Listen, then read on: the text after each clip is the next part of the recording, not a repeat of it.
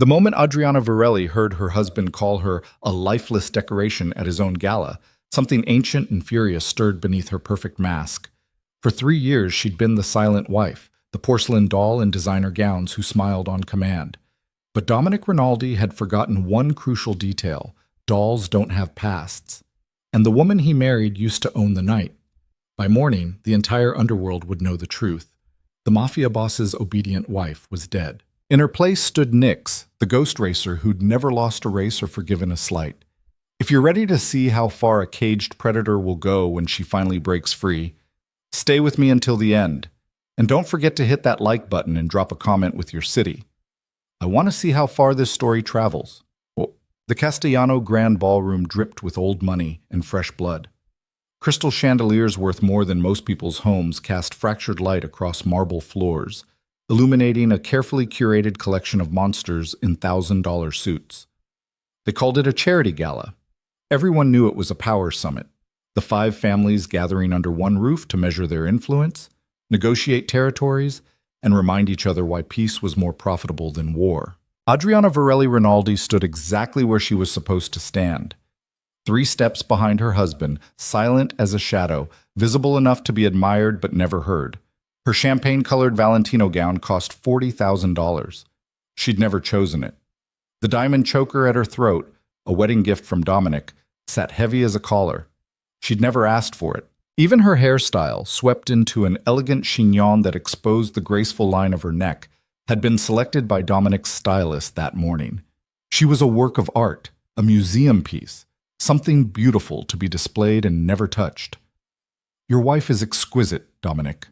Marco Castellano raised his glass toward Adriana without actually looking at her. "Where did you find such a treasure?" Dominic's hand settled possessively on the small of her back, the only physical contact he'd initiated in months. "A gentleman never reveals his sources, Marco. Let's just say I have excellent taste." Adriana's smile never wavered. It was the same smile she'd worn at 100 events like this. Perfectly pleasant. Completely empty. Inside, she counted tiles on the floor, calculated the distance to the nearest exit, cataloged the makes and models of luxury vehicles visible through the floor-to-ceiling windows. Anything to survive another 4 hours of being invisible. "She doesn't talk much, does she?" This from Vincent Moretti, underboss of the Chicago family. He circled Adriana like a buyer inspecting livestock, his gaze clinical. "Beautiful, obviously, but a bit still, like a photograph." "My wife understands her role." Dominic's voice carried the particular pride of a man showing off a prized possession. "She doesn't burden me with unnecessary conversation. Honestly, it's refreshing. My first wife never stopped talking." The men laughed. Adriana's fingers tightened imperceptibly around her untouched champagne flute. "A decorative wife," Marco mused. "Smart choice for a man in your position. No drama, no complications, just beauty and silence." "Exactly." Dominic turned slightly, finally acknowledging Adriana's presence. His eyes skimmed over her face without really seeing it. "She's perfect because she knows better than to have opinions about business. Don't you, darling?" It wasn't a question. It was a script, and Adriana knew her line. "Of course." Her voice came out soft, refined, utterly devoid of personality. The voice of a woman who'd learned that silence was survival. Dominic returned his attention to Marco, already dismissing her. "It's like having a beautiful piece of art. She stands exactly where I place her, requires minimal maintenance, and never causes problems. A lifeless decoration, perhaps, but an effective one." The words landed like physical blows. Lifeless decoration. Adriana's smile held. Her posture remained perfect, but something fundamental shifted behind her carefully constructed facade, a hairline fracture in glass that had been under pressure for too long. 3 years. 3 years she'd suffocated herself to fit into this role. 3 years she'd buried everything that made her real, vibrant, alive. And this was how he saw her. Not as a person making sacrifices, not as a woman choosing silence to keep the peace, as a decoration, as nothing. The conversation moved on. Trade routes and territory disputes. The usual territorial pissing contest disguised as civilized discussion. Adriana stood in her designated spot, the perfect accessory, and felt the careful architecture of her constructed identity begin to crumble. She'd been someone once, someone who mattered, someone who didn't need permission to breathe. The memories came unbidden, visceral, the roar of an engine pushed to its absolute limit, the smell of burnt rubber and high-octane fuel. The electric rush of taking a corner at 140 miles per hour, so close to losing control that the line between death and transcendence disappeared entirely. The weight of a wrench in her hand, the satisfaction of solving a mechanical problem no one else could crack. She'd been Nix, the phantom of the underground racing circuit, the driver whose name was whispered with equal parts fear and reverence. She'd owned custom-built machines that cost more than most people's houses. She'd walked away from races with enough cash to live comfortably for years. And then Dominic Rinaldi had walked into her father's garage. Adriana's father had owed money, significant money, the kind of debt that got people disappeared in the dead of night. Dominic had offered an alternative, marriage. A beautiful daughter in exchange for zeroed accounts and continued breathing. Her father had accepted before Adriana even knew about the offer. The wedding had been 3 months later. The erasure of her former self had been immediate and absolute. No more racing, no more late nights at the garage, no more freedom. Dominic had wanted a wife who enhanced his image, refined, cultured, silent. So Adriana had learned to be exactly that, burying Nick so deep she sometimes forgot that version of herself had ever existed. Almost. "Excuse me." Adriana's voice cut through the men's conversation with startling clarity. 5 sets of eyes turned toward her, surprised that the decoration had spoken. Dominic's expression tightened with displeasure. "Yes?" "I need air." She didn't wait for permission. She simply turned and walked, the champagne-colored gown swirling around her legs like water, her heels clicking against marble with decisive rhythm. She felt Dominic's stare burning into her back, felt the weight of broken protocol. Good wives didn't walk away in the middle of business discussions. Good wives certainly didn't excuse themselves without explicit approval. Adriana didn't care. She navigated through the crowd with practiced grace, accepting nods and murmured greetings without stopping. The ballroom felt suffocating. Too many predators in too small a space, all wearing masks of civility. She needed escape, needed space to breathe before the careful control she'd maintained for 3 years shattered completely. The mansion's grounds sprawled across 12 acres of manicured perfection. Adriana followed a stone path away from the noise and light, her heels sinking into grass as she abandoned the walkway entirely. She didn't stop until she reached the estate's garage, a massive structure that housed Marco Castellano's private collection. The side door was locked. Adriana pulled a hairpin from her chignon, ruining hours of professional styling, and had the mechanism defeated in under 30 seconds. Some skills you never forgot. Inside, the garage smelled like leather and expensive machinery. Motion sensor lights flickered on, revealing row after row of automotive excellence. Ferraris, Lamborghinis, vintage Corvettes, muscle cars restored to showroom perfection. It was a temple to speed and power. Adriana moved between the vehicles like a pilgrim approaching sacred ground. Her fingers traced the curve of a 1969 Dodge Charger's hood, feeling the cool metal beneath her palm. The car was flawless. Cherry red paint job, chrome accents polished to a mirror shine, an engine that would purr like a satisfied predator. The keys hung on a board near the entrance, organized by make and model. Trusting. Foolish. Adriana plucked the Charger's keys without hesitation. The weight of them in her palm felt like absolution, like permission to remember who she used to be. She slid into the driver's seat, and everything that had been locked away for 3 years came flooding back. The feel of leather beneath her hands, the promise of power waiting to be unleashed, the fundamental rightness of being exactly where she belonged. The engine roared to life with a sound that resonated in her chest like a war drum. For the first time in 3 years, Adriana smiled, and meant it. The industrial district sprawled along the waterfront like a rust-stained scar, miles removed from the gleaming towers of the financial district. Warehouses stood vacant, their windows shattered eyes staring at nothing.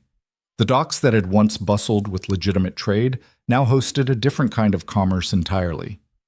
Adriana navigated the Charger through streets that GPS didn't recognize, following muscle memory and instinct. The underground racing circuit moved locations constantly, but certain principles remained consistent. You followed the sound. You looked for the telltale gathering of expensive vehicles in impossible-to-explain places. You listened for the specific quality of crowd noise that only came from people watching something illegal and thrilling. She found the location in an abandoned shipping yard where containers stacked 3 stories high created a makeshift arena. Portable lights cast harsh illumination across a quarter-mile stretch of cracked asphalt. At least 50 vehicles crowded the periphery, everything from souped-up imports to American muscle, each representing tens of thousands of dollars in modifications and dreams of glory. And in the center of it all, the crowd. Maybe 200 people, all connected by the same addiction, the need to watch something real and dangerous happen right in front of them. Adriana killed the Charger's engine and sat in sudden silence, her heart hammering. She'd walked away from this world, promised herself she'd never come back. It was too dangerous, too exposed. If Dominic found out, a lifeless decoration. The words echoed in her mind, sharp as broken glass. She grabbed the duffel bag from the passenger seat, a gym bag she'd found in the Charger's trunk, and emptied of its contents. Inside now, her heels, her jewelry, her carefully constructed mask. She'd changed in a gas station bathroom 20 minutes ago, trading the Valentino gown for clothes she'd bought at a 24-hour sporting goods store. Black jeans, a black tank top, steel-toed boots. Anonymous. Practical. Real. The final piece sat in her lap, a matte black helmet with a tinted visor. She'd found it in the Charger's trunk, likely belonging to Marco's son, who'd made a hobby of weekend track days. Adriana turned it over in her hands, seeing her reflection distorted in the dark visor. The woman looking back wasn't Adriana Rinaldi, wasn't the silent wife or the obedient daughter. She was Nick's, and Nick's had never asked permission for anything. Adriana tucked the helmet under her arm and stepped out of the Charger. The night air hit her face, carrying the familiar perfume of burnt rubber, gasoline, and possibility. Conversations died as she approached the crowd. Heads turned, eyes assessed. A cherry red '69 Charger didn't go unnoticed in any context, but here, where machines were religion, it commanded respect. That's Castellano's car. A young guy in a backwards cap jabbed his friend's ribs. I've seen it at shows. What the hell is it doing here? Who's driving it? No idea. Never seen her before. Adriana kept walking, ignoring the whispers. The crowd parted for her, not out of recognition, but because of the way she moved, confident, purposeful, someone who knew exactly where they belonged and didn't need validation. The race organizers stood near a makeshift starting line, clipboard in hand, counting a brick of cash with the focused attention of a priest performing a ritual. He looked up as Adriana approached, his expression shifting from annoyance to interest to calculation in rapid succession. Entry fees $10,000. His eyes flicked to the Charger. Cash only. And before you ask, yes, I know whose car that is. Question is, does he know you're here with it? I need a slot in the next race. Adriana's voice came out steady, stripped of the refined softness she'd cultivated for 3 years. This was her real voice, the one that had negotiated with mechanics and called out drivers who tried to cheat. You need a slot. The organizer laughed, sharp and dismissive. You and everyone else, sweetheart. I got a waiting list longer than... Adriana pulled a stack of hundreds from her pocket and counted out $10,000 with practiced efficiency. Money she'd skimmed over 3 years from household accounts Dominic never bothered to review. Money she'd saved without knowing why, some part of her apparently unwilling to completely surrender. The organizer's laughter died. He took the cash, counted it twice, then fixed Adriana with a measuring stare. You know what you're doing? Yes. This isn't some track day where you get a do-over if you spin out. You wreck that pretty machine. Nobody's calling you a tow truck. You understand? I understand. He studied her for a long moment, then shrugged. Your funeral. You're in the next heat. 4 drivers. Winner take all. He gestured toward the starting line. Racers are staging now. Try not to embarrass yourself too badly. Adriana walked toward the designated staging area, aware of the crowd's attention shifting, focusing. Whispers rippled outward like concentric circles on water. Who is she? Never seen her before. She's going to get eaten alive. 3 other vehicles idled at the starting line. a metallic blue Nissan GTR with enough aftermarket parts to fund a small business, a black Dodge Challenger that rumbled with barely contained violence, and a silver BMW M4 that looked like it had been engineered by scientists and blessed by speed demons. The drivers were exactly what she expected. Young, mostly male, radiating the particular arrogance of people who'd won enough races to believe they were invincible. They sized up the Charger with practiced eyes, noting the classic lines, the stock appearance, the apparent lack of serious modifications. The GTR's driver, a Latino kid who couldn't have been more than 22, grinned at his companions. "Look at this. Somebody's daddy let them borrow the classic for the night. Probably thinks this is a car show." The Challenger's driver leaned out his window. "Hey, princess, you lost? The cruise-in is 2 towns over." Adriana slid into the Charger and closed the door, cutting off their laughter. She pulled on the helmet, adjusted the seat, checked the mirrors. Muscle memory took over. Her hands knew exactly where to go. Her body knew exactly how to prepare. She placed one hand on the gear shift, the other on the wheel, and let herself feel the car beneath her. The Charger wasn't stock, not even close. Marco Castellano might have appreciated vintage aesthetics, but under the hood was pure modern engineering. She could feel it in the way the engine thrummed, the way the whole machine seemed to strain against stillness. The race organizer stepped into the space between the vehicles, raising one arm. "Quarter mile. First one across the far line wins. Hit a container, you're out. Hit another racer, you're out and banned. Hit a spectator." He smiled without humor. "Well, let's not find out what happens then." Adriana's pulse steadied. The noise of the crowd faded to white noise. The world narrowed to the strip of asphalt ahead, the weight of the accelerator beneath her foot, the exact moment when the organizer's arm would drop. "On my mark!" The organizer's voice cut through the engine noise. 3! The GTR revved, its turbos spooling. 2! The Challenger's driver was already inching forward, trying to steal advantage. 1! Adriana's breathing slowed. Her vision sharpened. The arm dropped. "Go!" Adriana's foot crushed the accelerator. The Charger exploded forward, its rear tires breaking traction in a controlled burn before catching and launching the vehicle like a missile. G-force slammed her back into the seat. The engine's roar drowned out everything except the pure, crystalline focus that came from riding the razor's edge between control and chaos. The GTR jumped to an early lead, its turbos providing brutal acceleration. The BMW slotted in second, its sophisticated traction control keeping it stable. The Challenger matched Adriana's pace, neck and neck through the first 100 feet. But then the real race began. Adriana shifted with mechanical precision, each gear change executed at the exact optimal moment. She'd memorized this engine's power band in the 15-minute drive to the docks, felt its preferences, understood its personality. The Charger wasn't the most technologically advanced vehicle in the race, but it had something the others lacked: raw, uncompromising power married to classic American engineering. And it had Adriana.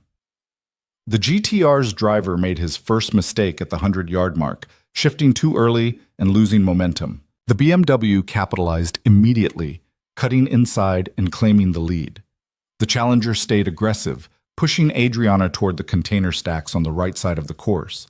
Amateur intimidation tactics. Adriana didn't flinch, she held her line, letting the Challenger's driver think he'd succeeded in rattling her. Then, at precisely the right moment, she dropped back half a car length and cut hard left. The Charger responded like an extension of her will, its rear end sliding in a perfectly controlled drift that carried her past the Challenger before he could react. The crowd's roar penetrated her focus for just a second, recognition that they'd witnessed something exceptional. 3 cars remained ahead of her, quarter mile to go. The BMW held first place, the GTR had recovered to second, and Adriana sat in third with the Challenger falling back after his failed intimidation play. The halfway point flashed past. Adriana pushed the Charger harder, its speedometer climbing past 90, past 100, into territory where mistakes became fatal and hesitation meant defeat. The GTR's driver tried to block as Adriana approached, weaving slightly to cover both passing lanes. Professional move, effective against most challengers.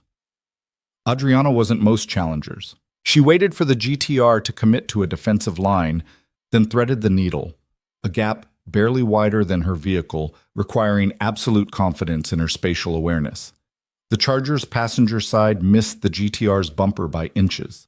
The driver's side came within a hand width of a container wall. Adriana never wavered. Second place. One car ahead.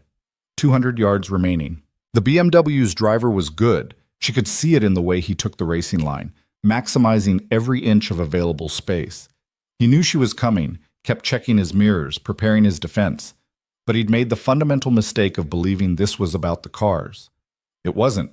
It had never been. This was about the driver. And nobody wanted this more than Adriana did.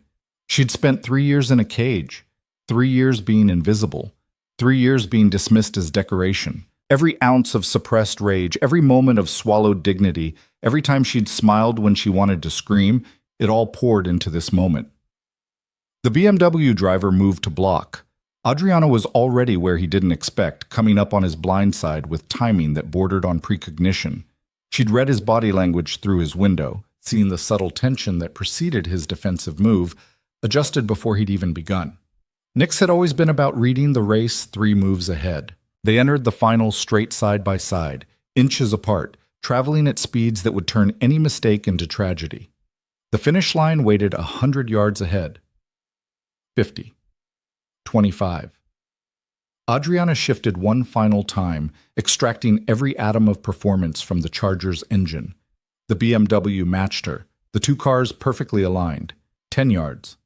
5. The Charger's nose crossed the line less than a second before the BMW's. Victory. Adriana eased off the accelerator, letting the Charger coast to a stop far beyond the finish. Her hands trembled slightly on the wheel, adrenaline burning through her system, 3 years of suppressed need finally finding release. She'd won. More than that, she'd remembered what it felt like to be fully, completely alive. The crowd's roar reached new heights, a wall of sound that vibrated through the Charger's frame. Adriana sat in the sudden quiet of the idling engine, letting herself feel everything. The satisfaction, the vindication, the pure rightness of being exactly who she was meant to be. Then she noticed the silence spreading through the crowd like ice across water, conversations dying, heads turning, the particular quality of stillness that came from predators recognizing a bigger predator in their territory. Adriana's triumph crystallized into something colder. She looked toward the crowd's periphery and saw exactly what she'd feared. A black SUV with tinted windows, flanked by 2 matching vehicles. Dominic's signature convoy. And standing in front of it, illuminated by harsh portable lights, Dominic Rinaldi himself. His expression was unreadable from this distance, but his posture spoke volumes, absolutely still, completely focused. The same stance he adopted before making decisions that ended lives. Their eyes met across 100 yards of cracked asphalt and stunned silence. For the first time in their 3-year marriage, Dominic actually saw her. Adriana killed the Charger's engine. The silence that followed felt apocalyptic. 200 people held their collective breath, understanding they were witnessing something unprecedented. The Mafia boss's quiet wife, the underground racing circuit's newest champion. The same person. Impossible. Adriana removed her helmet with deliberate slowness, letting her dark hair fall free. She opened the driver's door and stepped out, still wearing the anonymous black clothes, still standing in the aftermath of a victory Dominic would never have believed possible. She'd hidden for 3 years, survived by being invisible, endured by convincing herself that silence was strength. But Dominic had called her a lifeless decoration. And lifeless decorations didn't drive like forces of nature, didn't dominate races against competitors half their age, didn't stand in abandoned shipyards with $10,000 in prize money and the respect of people who valued skill over pedigree. Adriana started walking toward her husband, not hurrying, not hesitating, just moving with the confident, unhurried pace of someone who'd finally stopped apologizing for existing. Dominic's security detail moved to intercept. 6 men in tactical gear, hands near weapons, ready to protect their boss from whatever threat this represented. "Let her through." Dominic's voice cut through the tension. His eyes never left Adriana's face. The security detail parted. Adriana walked through them like they were statues, her focus entirely on the man who'd dismissed her as decoration. They stood 10 feet apart, close enough to read expressions, far enough to feel the chasm between them. You stole Marco Castellano's car. Dominic's voice was carefully controlled. Crashed his gala. Disappeared for 3 hours. And I find you... He gestured at the scene. Here. Racing. Winning. Yes. Adriana's voice came out steady. No apology, no explanation, just acknowledgement. How long? The question emerged sharp as a blade. How long have you been able to drive like that? Since before you knew my name. Something flickered in Dominic's eyes. Confusion, recognition. The beginning of understanding that the woman he'd married was someone entirely different from who he'd believed. 3 years, his jaw tightened. 3 years you stood beside me, silent and still, and you never thought to mention you could do this? He gestured at the charger, at the race course, at the evidence of skills that existed in direct contradiction to everything he thought he knew. You never asked. Adriana held his stare. You told me what kind of wife you wanted. Refined, cultured, silent. I became exactly that. But that doesn't mean it was ever who I actually am. The crowd watched in rapt silence, understanding they were witnessing something far more dangerous than illegal street racing. This was a marriage imploding in real time, power dynamics shifting like tectonic plates. Who are you? Dominic's voice dropped to something quieter, more dangerous. Not the public boss voice, something more personal. Because the woman I married wouldn't have done this. Could have done this. The woman you married was a ghost. Adriana took a step forward, closing the distance. A construction. Someone I built to survive a marriage I never wanted. But she was never real, Dominic. She was what you needed me to be, nothing more. And this? He gestured at the racing setup. This is real?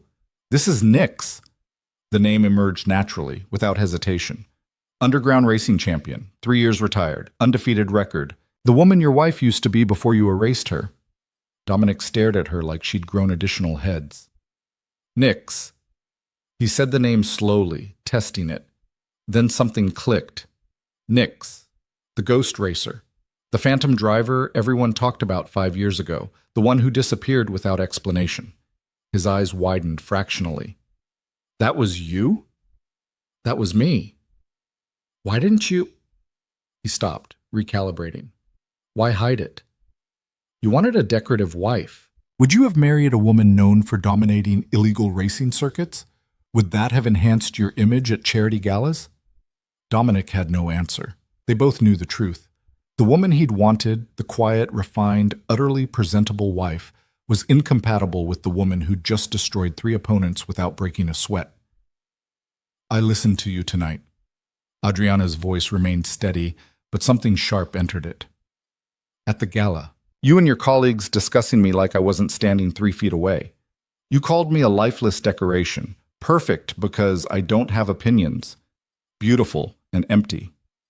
Dominic's expression shifted, the first hint of discomfort. 3 years I've been exactly what you wanted. 3 years I suffocated everything real to fit into your life, and that's how you see me. As nothing. She took another step forward, close enough now that she could see the complex play of emotions across his face.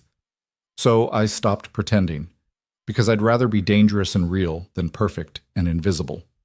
Silence stretched between them, heavy with 3 years of unspoken truths finally finding air.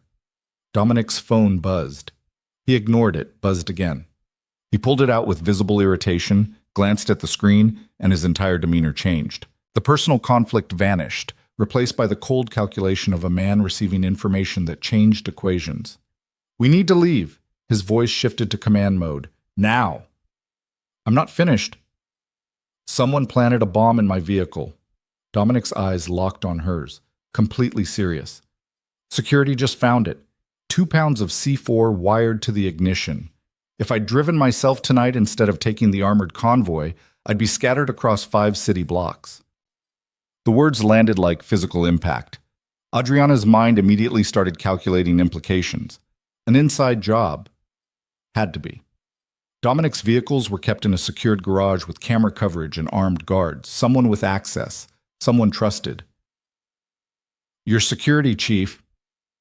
The realization crystallized instantly. He's the only one with override access to the garage. The only person who could disable cameras without raising flags. Dominic stared at her. How did you? Because I've been invisible for 3 years, and invisible people notice everything. Adriana's voice came out hard, certain. Vincent Moretti asked too many specific questions tonight about your schedule, your vehicles, your security protocols. Your chief was at the gala. He left early, said it was a family emergency. That wasn't coincidence. Vincent Moretti. Dominic's expression went very still, very dangerous. The look that preceded violence. He's making a move. And your security chief is either compromised or a willing participant. Adriana glanced at the convoy. Which means everyone with you tonight is potentially suspect. You can't trust your own protection detail. The assessment was brutal, accurate, and completely at odds with the quiet, decorative wife who wasn't supposed to have tactical opinions. Dominic looked at her, really looked at her, for the first time since they'd met. Seeing not what he wanted to see, but what was actually there. A woman who'd read the political landscape in a single evening of observation, who'd assessed threats while standing silent in expensive gowns, who'd survived by being underestimated while remaining lethally aware. Can you get us out of here? His voice carried an edge she'd never heard before. Not a command, a request. Maybe even a plea. Adriana turned toward the Charger. Get in. Dominic moved toward the Charger with the controlled urgency of a man who'd survived too many attempts on his life to panic, but who understood when the situation had crossed from theoretical danger into immediate crisis. His security detail started to follow, hands moving toward weapons in practiced readiness. Stay with the convoy. Dominic's command stopped them mid-stride. Follow at a distance. Do not engage unless I signal. And get me a secure line to Marcus at the safe house. The head of his detail, a broad-shouldered man named Torres, hesitated. Sir, we can't protect you if you're in a separate vehicle with my wife? Dominic's voice carried an edge sharp enough to draw blood. The woman who just identified a conspiracy I missed? That's exactly where I need to be. Torres's jaw tightened, but he nodded. Years of service had taught him when to argue and when to obey. This was the latter. Adriana was already in the driver's seat, engine running, her earlier adrenaline rush transformed into something colder and more focused. Combat readiness. She'd never been in a firefight, but 3 years of observing Dominic's world had taught her the fundamentals. Stay mobile, trust no one, assume every shadow held a threat. Dominic slid into the passenger seat and barely had time to close the door before Adriana punched the accelerator. The Charger surged forward, leaving the stunned crowd and Dominic's security convoy in a spray of gravel and burnt rubber. Seatbelt. Adriana's voice came out clipped, professional. The same tone she'd heard Dominic use during crisis situations. He complied without argument, his phone already pressed to his ear. Marcus, talk to me. Adriana couldn't hear the other end of the conversation, but she watched Dominic's expression shift through micro-expressions that told their own story. Confusion, anger, deadly certainty. How long ago? Dominic's knuckles whitened around the phone. And you're sure it was clean? A pause. No, I'm mobile. With Adriana. Yes, that Adriana. His eyes flicked toward her. I'll explain later. Right now I need you to pull security footage from the estate garage. Last 72 hours. Focus on anyone accessing my vehicles. And Marcus, start with footage of Richard. Richard Castellano. The security chief Adriana had identified. Dominic was already moving on her assessment without hesitation. Where are we going? Dominic ended the call and turned his full attention to her. They were doing 70 on surface streets, weaving through late-night traffic with the kind of precision that spoke to absolute confidence behind the wheel. Somewhere without surveillance, somewhere your people don't know about, somewhere we can think. Adriana took a corner hard enough to make the tires scream, her body moving in perfect synchronization with the vehicle's dynamics. You have a safe house Vincent Moretti doesn't know about? 3 of them. He knows about all 3. Dominic's expression darkened. How could you possibly? Because at the gala, before you called me decoration, I spent 20 minutes standing silent while Vincent asked your underboss Carlo about contingency protocols. Carlo got drunk and nostalgic, started talking about the good old days. Mentioned how smart you were to maintain safe houses in the financial district, the port area, and out in Bridgewater. Adriana merged onto the highway, accelerating smoothly past 80. Vincent acted like it was news. It wasn't. He already knew. He was confirming details. The silence that followed was profound. Dominic stared at her like she'd revealed the ability to read minds. You remember that?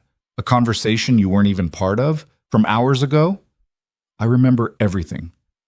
Adriana kept her eyes on the road, tracking headlights in her mirrors, watching for tails.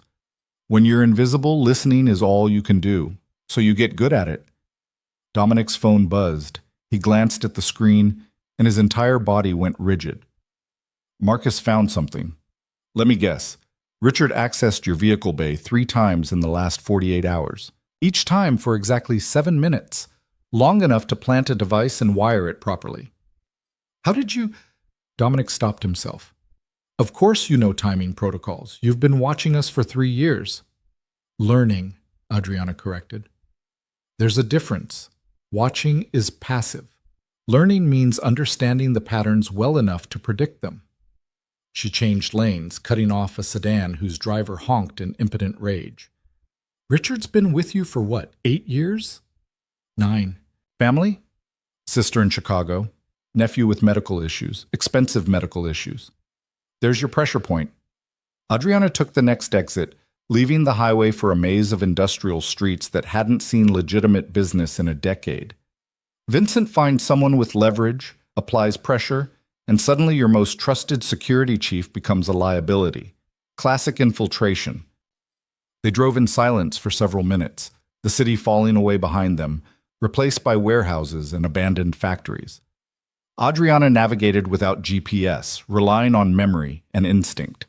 She'd explored these areas years ago, back when she'd needed places to work on cars without interference. The industrial wasteland had provided perfect anonymity then. It would serve the same purpose now. Where did you learn tactical assessment? Dominic's voice carried genuine curiosity beneath the tension. Racing doesn't teach you how to identify security vulnerabilities. My father's garage wasn't just about cars. Adriana slowed, scanning buildings for the one she remembered. Before he got in debt to you, he ran a chop shop, took apart stolen vehicles, sold the parts, moved the proceeds through shell companies. I learned how to strip a car down to components before I learned algebra. And when you're in that world, you learn to think like the people who want to catch you. Your father ran a chop shop. Dominic processed this new information. The man I thought was a legitimate mechanic. He was legitimate. Until he wasn't. Money problems make people flexible about legality. She pulled the Charger into an alleyway between 2 massive warehouses, killing the lights. He taught me engines. The criminal element taught me everything else. Adriana parked behind a rusted dumpster that concealed the vehicle from casual observation. She killed the engine, and sudden silence pressed in around them. No traffic noise, no sirens. Just the tick of cooling metal and the distant sound of water lapping against industrial piers. This is where you bring me? Dominic surveyed their surroundings with obvious skepticism. A abandoned warehouse district? This is where I bring us to stay alive. Adriana opened her door.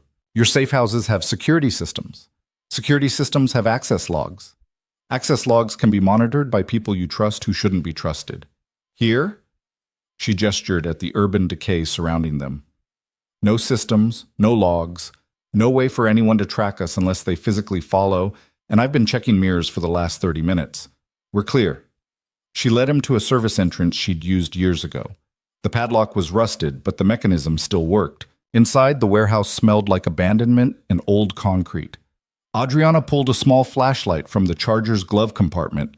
She'd grabbed it before leaving the racing site, some instinct telling her they'd need resources. The beam of light revealed a vast, empty space. Shipping containers stacked in the corners, their paint faded to industrial ghosts. An office area elevated along one wall, its windows dark and watching, enough shadows to hide an army. We're exposed here. Dominic's hand moved to his waistband, where Adriana knew he kept a compact 9mm. No exit secured, no sightlines controlled. We're invisible, Adriana countered. There's a difference. Exposure means people know where you are and can target you. Invisibility means nobody thinks to look. She moved toward the elevated office. Come on, The office had been ransacked years ago, filing cabinets overturned, furniture broken, anything valuable long since stripped. But the structure was sound, and the windows provided views of all approach angles. Adriana positioned herself where she could watch the entrance they'd used and the loading bay doors on the opposite wall.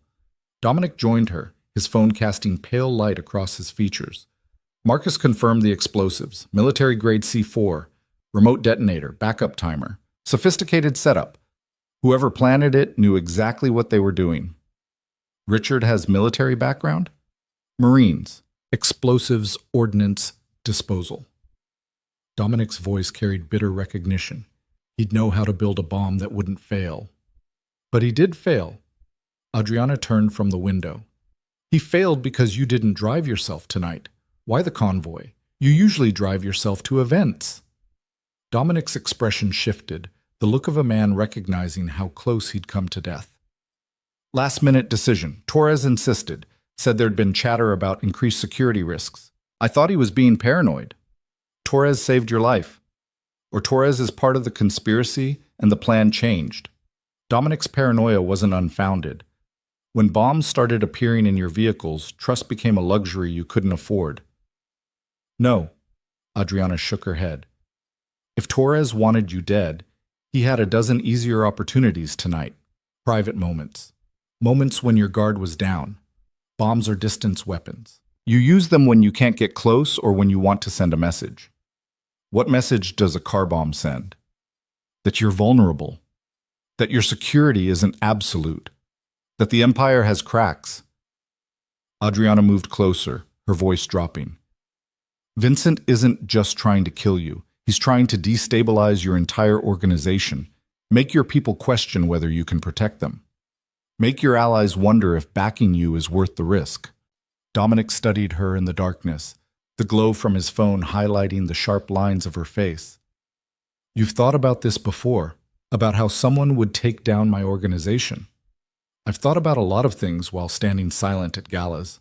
Why didn't you tell me any of this? Your skills, your observations, your assessments? Because you wanted a decorative wife, not a strategic partner. And because... Adriana paused, weighing how much truth to reveal. Because I convinced myself that staying invisible was safer than being seen. That if I never gave you a reason to notice me, I could survive this marriage without losing whatever was left of myself. And tonight? Tonight you called me lifeless, and I realized I'd already lost myself trying to be what you wanted. So I took it back. The silence stretched between them, heavy with implications neither was quite ready to address. Dominic's phone buzzed again, shattering the moment. Marcus, Dominic put the call on speaker. What do you have? Footage confirmation, Richard accessed the vehicle bay 3 times. But boss, there's more. We pulled his financial records, wire transfers, $200,000 deposited in his sister's medical fund over the last 6 months. Payments came from a shell corporation registered in Delaware. Trace the corporation. Already did. It's buried under 6 layers of holding companies, but the ultimate owner is a real estate investment firm that Vincent Moretti uses for money laundering. Dominic's jaw clenched so hard Adriana could hear his teeth grinding. Vincent bought my security chief. For 6 months, he's had access to everything. My schedules, my safe houses, my security protocols. There's more, boss. Richard's not here. His apartment is cleared out. Looks like he left in a hurry, maybe 2 hours ago. We found his service weapon and badge in the trash. He's running. Or he's already dead. Adriana's voice cut through the tension. Vincent doesn't leave loose ends. Richard served his purpose. Now he's a liability who knows too much. Dominic ended the call without responding to Marcus. He stood there in the darkness, a man watching his carefully constructed empire reveal structural cracks.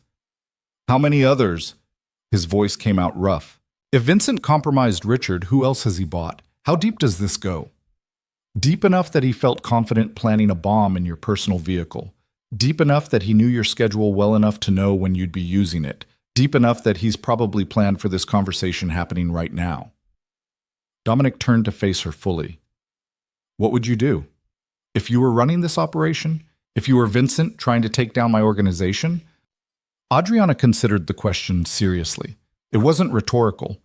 Dominic was actually asking for her strategic assessment. treating her like an equal for the first time in their marriage. I'd use the bomb as a distraction, get you focused on finding the traitor, securing your vehicles, checking your inner circle. While you're looking inward, I'd hit you from the outside. Target your revenue streams, your alliances. Make it look like you're losing control on multiple fronts simultaneously. What revenue streams? The Port Authority contracts you're negotiating, the casino development in Atlantic City, the construction union agreements. Adriana had absorbed 3 years of business discussions, filing away details that seemed irrelevant at the time. Vincent was very interested in those projects at the gala, asked specific questions about timelines and partnerships. Dominic's expression shifted to something between respect and disbelief. You remember business discussions from hours ago? Casual conversations about contracts and timelines? I remember everything, Adriana repeated. It's what invisible people do.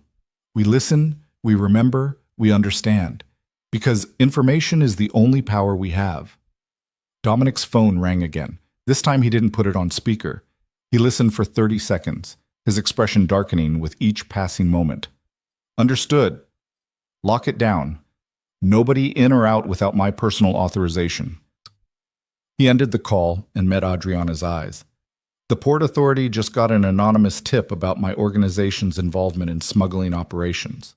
They're launching an investigation. The Casino Development Board received documentation suggesting my financing comes from illegal sources. And the construction union's leadership was just informed that working with me violates federal racketeering laws. All happening right now? Tonight? Within the last hour. Vincent's timeline. Adriana's mind raced through implications. He planted the bomb knowing you'd survive, knowing you'd find Richard's betrayal, knowing you'd go into lockdown mode. And while you're defending yourself from phantom attacks on your business operations, he's positioning himself as the stable alternative, the boss who has control while you're scrambling. It's a coup. Dominic's voice carried the weight of recognition. Not a hit, a complete organizational takeover. Can you stop it?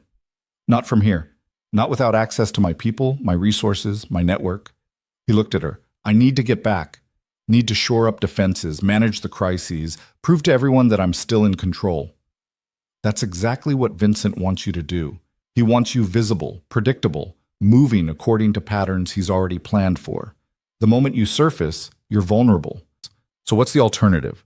Hide in an abandoned warehouse while my empire burns? The alternative is you send a message that can't be ignored. That shows everyone you're not just surviving, you're hunting.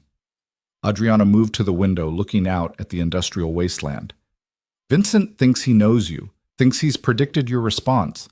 Show him he's wrong. How? Adriana turned back to face him, and in the darkness, Dominic saw something he'd never noticed before. His quiet, decorative wife had the eyes of a predator, someone who understood violence not as theory, but as tangible reality. Richard ran because he knows Vincent will kill him to eliminate evidence, which means Richard is desperate, scared, and willing to deal. Find him before Vincent does. Get him to flip. Then you have proof of the conspiracy, leverage against Vincent, and a way to control the narrative. Marcus already looked. Richard's in the wind. Marcus looked in obvious places. Safe houses, family connections, known associates. But Richard's military, right? Marines have their own networks, their own safe harbors. Dominic's eyes narrowed. How do you know about military networks? Because my father's chop shop serviced vehicles for a veterans motorcycle club. They had places they'd go when civilian law got too close. Off-grid locations that only club members knew about. Richard's scared and running. He'll go somewhere familiar, somewhere that reminds him of when life made sense. There's a Marine Corps bar on the south side. Dive place where veterans drink and pretend the civilian world doesn't exist. Richard used to talk about it. That's where he'll be, somewhere he can blend in with people who understand his language, somewhere he feels safe. Dominic pulled out his phone, then stopped. If I call Torres to check it out, and Torres is compromised, Richard dies before we get answers. If I call anyone in my organization right now, I risk tipping off Vincent. So we don't call anyone. Adriana held his stare. We go ourselves. We? You're not trained for confrontation. Richard's a combat veteran. If he's cornered, he'll respond with violence. Then it's good I'm not planning to corner him. Adriana moved toward the door. I'm planning to offer him something Vincent can't. A way out that doesn't end with a bullet in his head. They descended the office stairs in silence. The Charger waited in the alley like a sleeping predator, its cherry red paint absorbing and reflecting ambient light in equal measure. Dominic stopped her before she could open the driver's door. Why are you doing this? 3 years you've been invisible. 3 years you could have walked away, divorced me, rebuilt your life somewhere else. Why now? Why help me? Adriana considered the question. The honest answer was complicated, layered with motivations she didn't fully understand herself.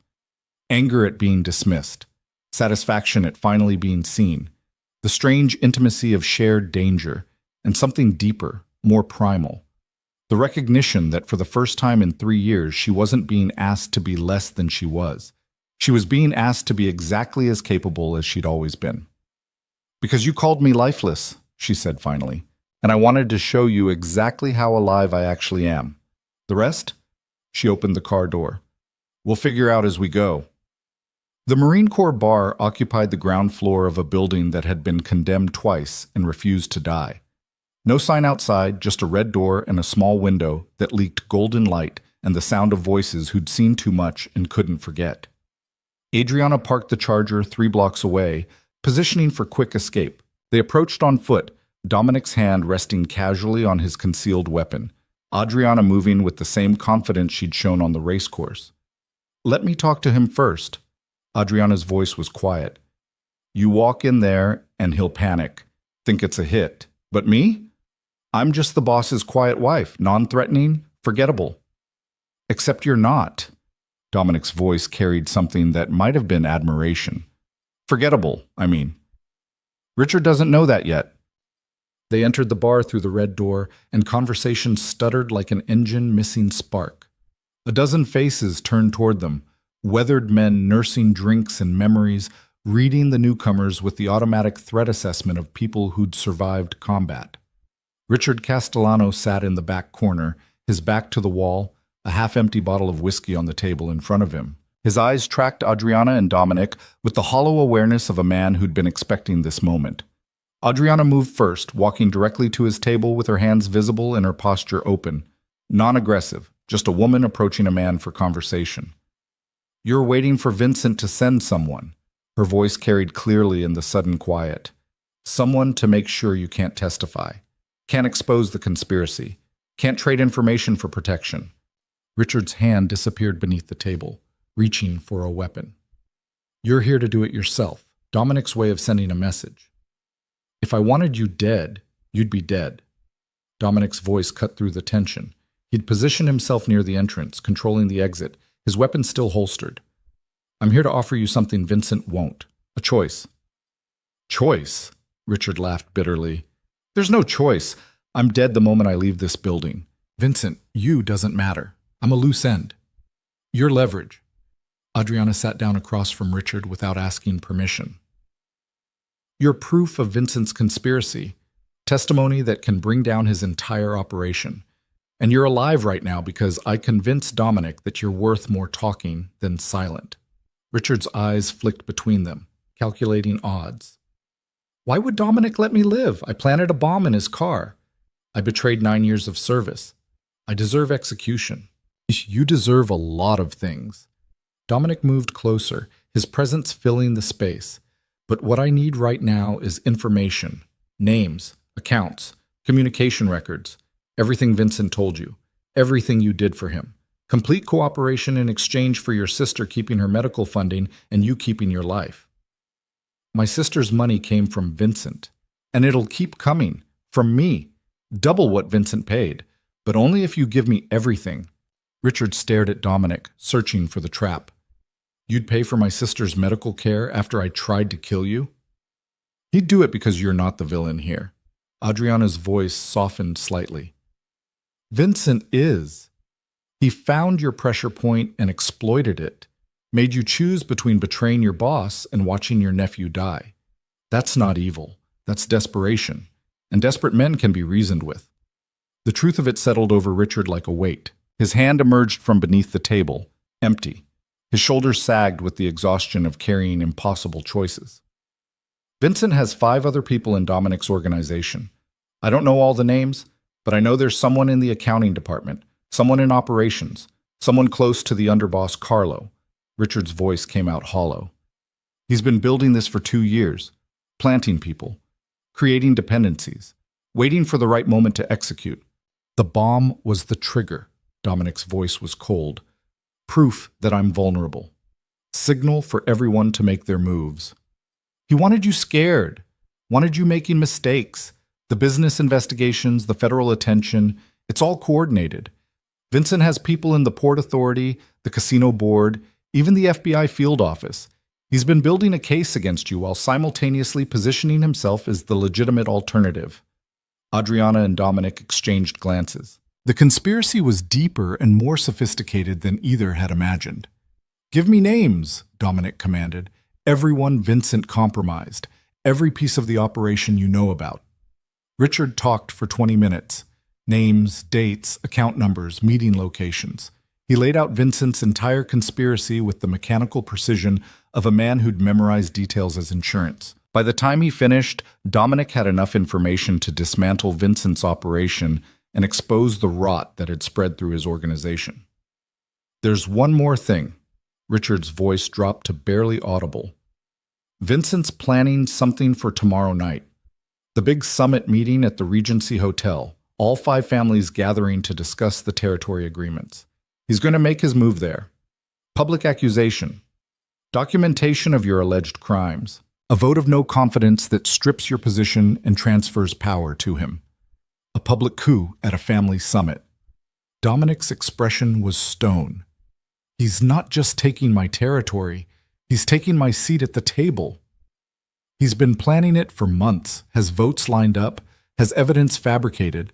By the time the meeting ends tomorrow night, you'll be out and he'll be in. Adriana stood, her mind already racing through countermeasures. Then we have less than 24 hours to dismantle 2 years of conspiracy and expose Vincent before he can execute his endgame. We? Richard looked at her with genuine confusion. Who exactly are you? Adriana smiled, the first real smile she'd managed since leaving the gala. I'm the lifeless decoration, the quiet wife, the woman everyone ignored while she learned exactly how to bring down empires. She turned to Dominic. Get Richard to safety, somewhere Vincent can't reach, then start making calls.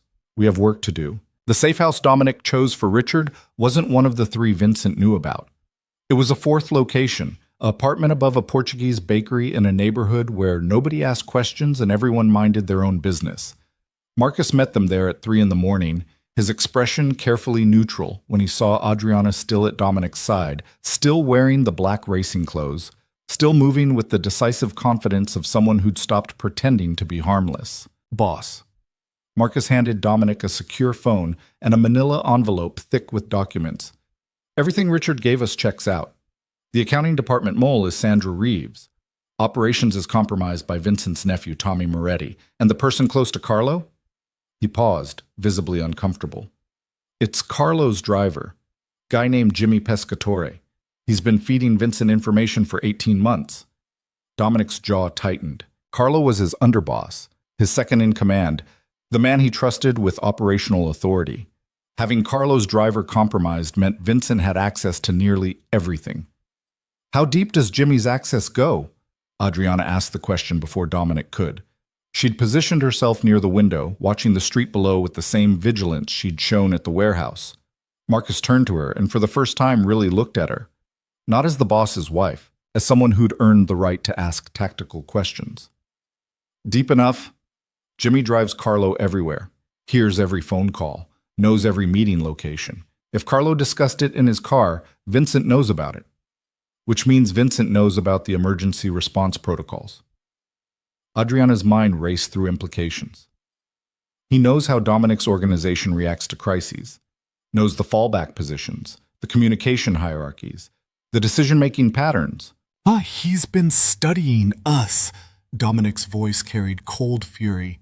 For 2 years, he's been watching how we move, learning our rhythms, identifying our weaknesses. Tonight wasn't improvised, it was choreographed. So we changed the choreography. Adriana turned from the window. Vincent's planned for you to react predictably.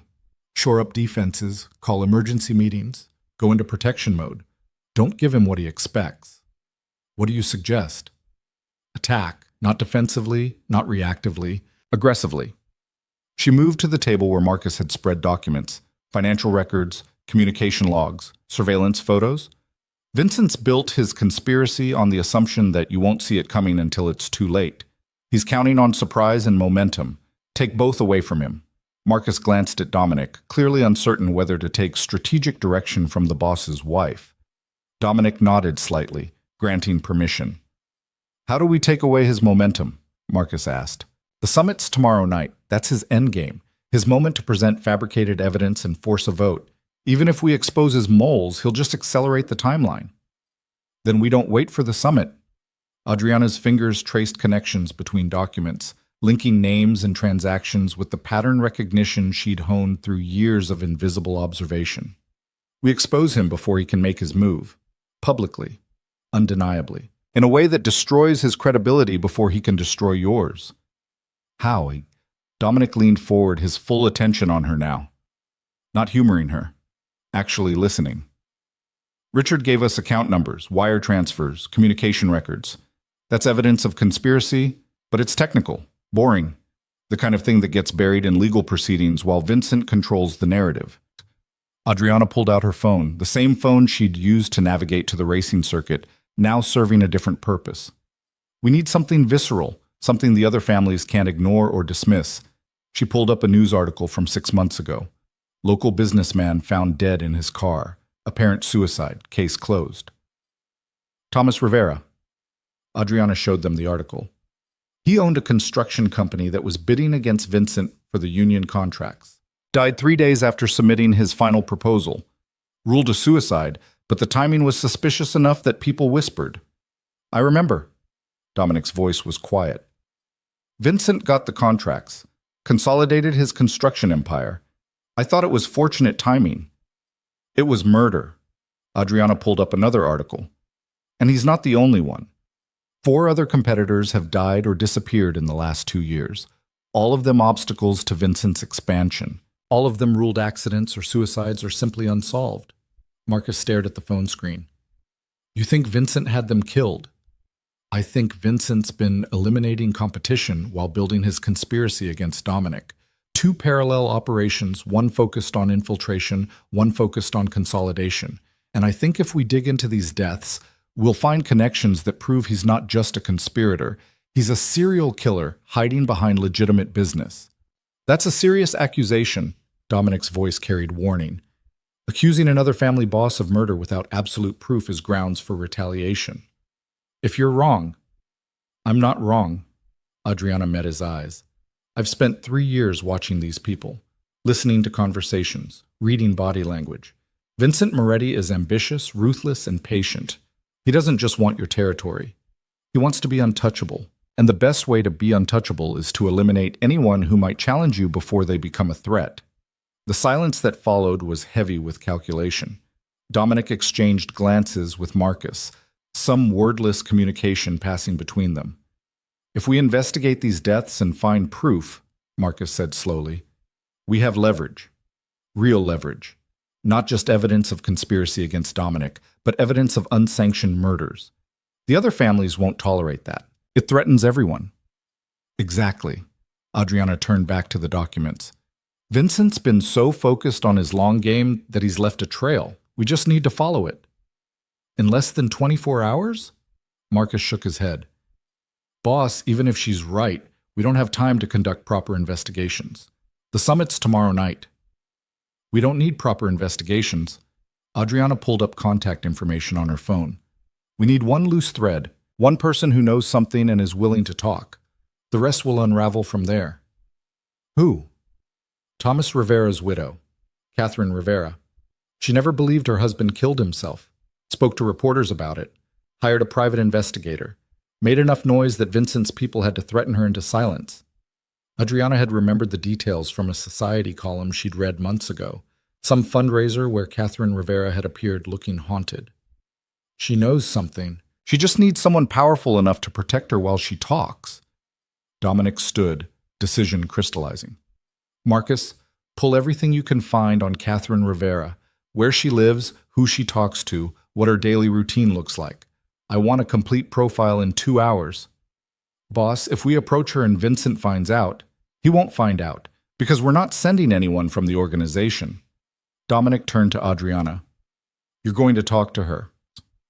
The statement landed like a physical impact. Adriana had expected to provide intelligence, maybe coordinate logistics. She hadn't expected to be sent into the field. Me? Her voice came out steadier than she felt. I'm not an investigator. I'm not even... You're exactly what we need. Dominic moved closer, his expression intense. Catherine Rivera won't talk to my people. She's been threatened, traumatized, driven into silence by men with guns and bad intentions. But you? You're the boss's wife. Non-threatening, sympathetic. Someone who understands what it's like to be powerless in a world run by men like us. I'm not powerless anymore. No. But you remember what it felt like. And that's what she needs. Someone who understands her fear and can offer her a way out of it. Adriana considered the proposal. It was dangerous. If Vincent discovered she was investigating him, she'd become a target. But danger had stopped being a deterrent the moment she'd stolen the charger and reclaimed her identity. What do I offer her? Adriana asked. What makes her trust me enough to talk? The truth. Dominic's voice softened slightly. That her husband was murdered. That you can prove it. And that if she helps you, Vincent Moretti will face consequences for the first time in his life. 3 hours later, Adriana stood on the porch of a modest house in a suburb that existed in the space between working class and middle class aspirations. The sun was rising, painting the sky in shades of pink and gold that seemed inappropriately beautiful given the conversation she was about to have. She'd changed clothes. The racing blacks were gone, replaced by a simple dress and cardigan that Marcus had somehow procured, probably from his wife's closet. Adriana looked respectable, sympathetic, safe. Exactly the image she needed to project. Catherine Rivera answered on the third knock. She was younger than Adriana expected, maybe 40, with dark circles under her eyes that spoke of too many sleepless nights, and the particular exhaustion that came from grief without closure. I'm not interested in whatever you're selling. Catherine started to close the door. Your husband didn't kill himself. Adriana's words stopped the door mid-swing. Thomas was murdered, and I can prove it. Catherine's face went pale. Her hand trembled on the doorknob. Who are you? Someone who understands what it's like to be invisible, to know the truth and have nobody believe you, to be threatened into silence by people with more power than conscience. Adriana held Catherine's gaze. I'm Adriana Rinaldi, Dominic Rinaldi's wife, and I need your help to bring down the man who killed your husband. The silence stretched between them. Catherine's eyes searched Adriana's face, looking for deception, for threat, for the trap she'd learned to expect. Why should I trust you? Your husband is one of them, part of the same world that killed Thomas. You're right, he is. But the man who killed your husband isn't just Dominic's enemy. He's everyone's enemy. He's been killing people and calling it business. And if we don't stop him, he'll keep killing until nobody's left to challenge him. Catherine's hand dropped from the doorknob. She stood there, silhouetted against the warm light of her home, wrestling with a decision that could either bring justice or get her killed. Come in. She stepped back, opening the door fully. But if this is a trick, if you're here to hurt me, if I was here to hurt you, you'd already be hurt. Adriana stepped inside. I'm here because you're the only person brave enough to tell the truth. And I'm the only person positioned to make sure that truth actually matters. Inside, Catherine's home was a museum of interrupted life. Photos of Thomas Rivera smiled from frames on every surface. A half-finished renovation project sat abandoned in the corner. The coffee table held stacks of documents, police reports, private investigator findings, newspaper clippings about other suspicious deaths. Catherine had been investigating on her own, connecting dots that nobody else wanted to see. I knew Thomas didn't kill himself. Catherine's voice was steady, but her hands shook as she gathered documents. He had no reason. Business was good. We were happy. And Thomas was Catholic. He would never have committed suicide. It wasn't in him. What did the police say? That he was under financial stress? That the construction business was more competitive than I knew? That sometimes people hide their problems until it's too late. Catherine's voice turned bitter. They found him in his car with a bottle of pills and a note. Case closed. Suicide. Move on. But you didn't move on. I hired a private investigator, Dennis Harper. He found irregularities. The note was typed, not handwritten. The pills in Thomas's system were a dosage that would have knocked him unconscious before he could have driven anywhere. And the parking garage where they found him? It was owned by a shell company. Let me guess. A shell company connected to Vincent Moretti. Catherine's eyes widened. How did you know? Because Vincent's been using the same tactics for 2 years. Eliminate competition, make it look natural, consolidate power while everyone's still processing the loss. Adriana sat down, gestured for Catherine to do the same. What happened to your investigator? Dennis disappeared 3 weeks after giving me his findings. Just vanished. His office was cleaned out. His files were gone. And I got a visit from 2 men who very politely explained that continuing to investigate would be bad for my health. You were threatened into silence.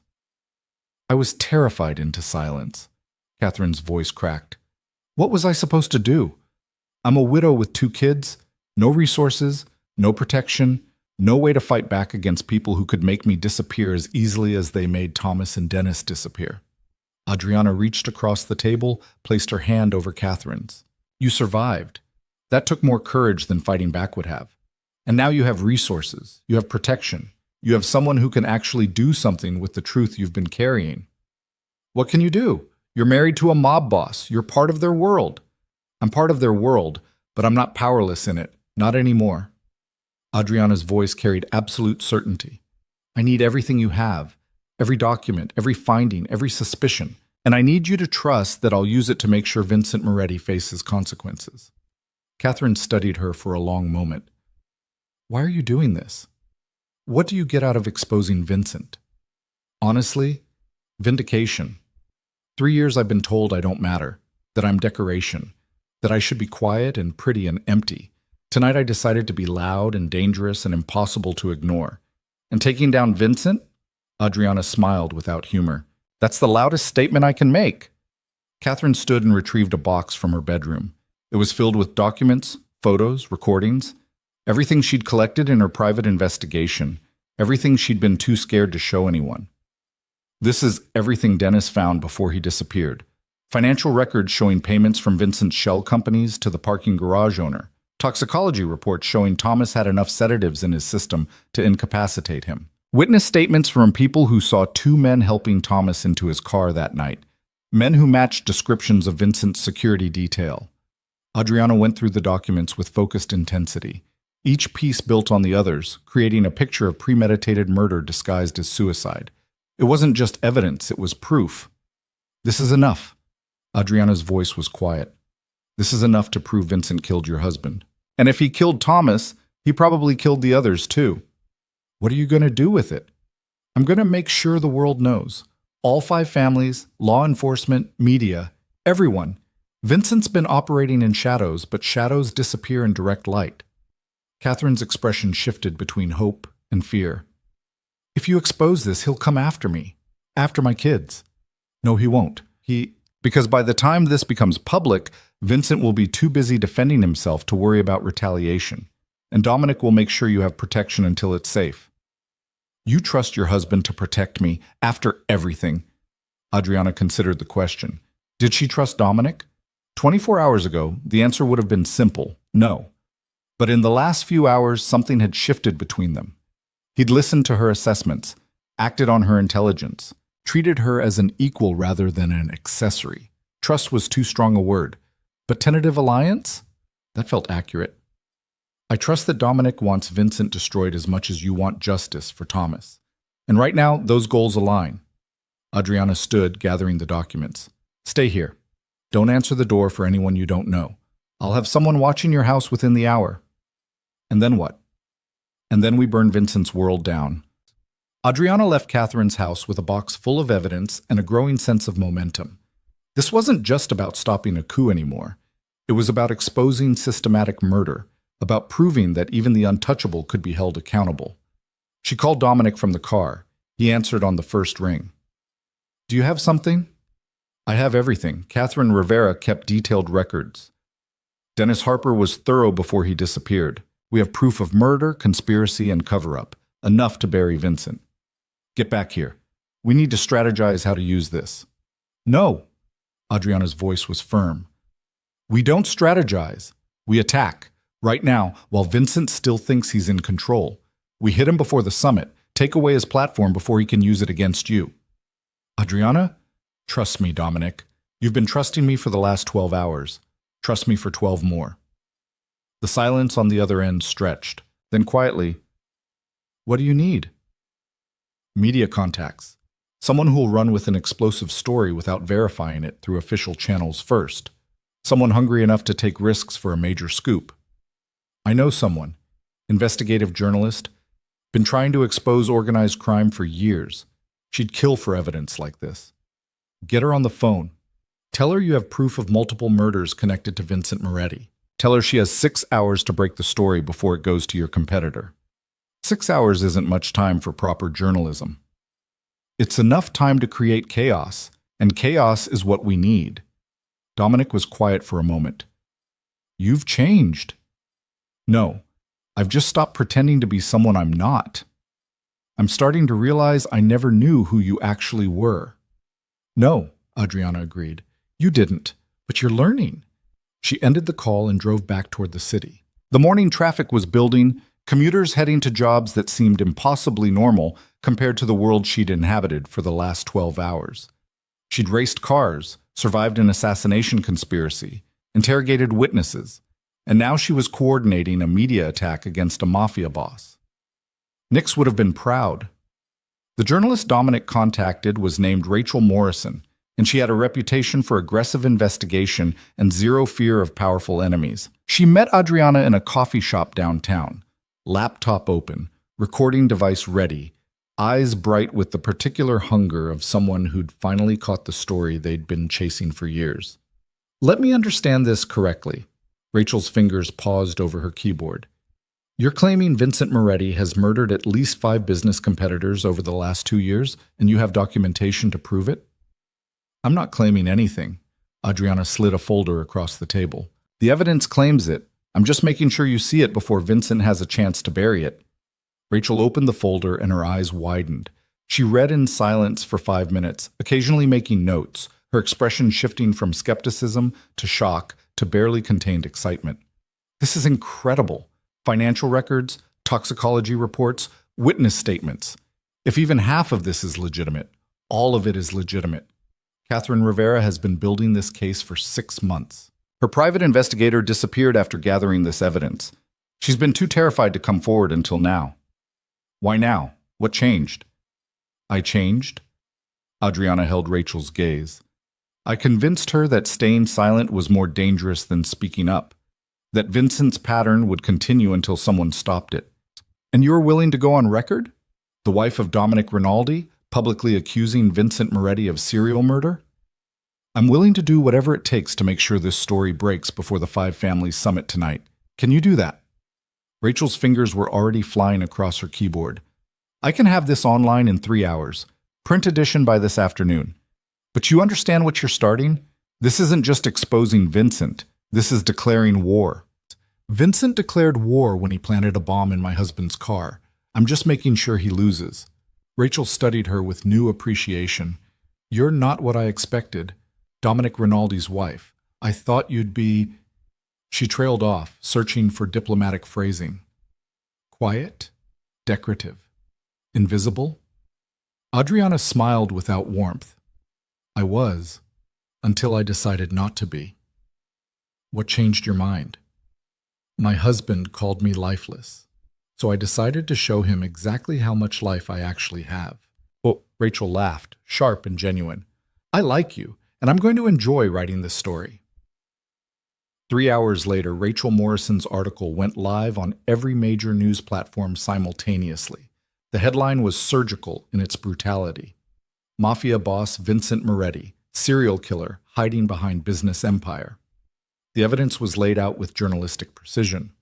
Thomas Rivera's murder, detailed with toxicology reports and witness statements. 3 other suspicious deaths, each connected through shell companies and financial trails leading back to Vincent. Dennis Harper's disappearance, documented with the last notes he'd sent to Catherine Rivera before vanishing. And at the center of it all, Catherine Rivera's testimony.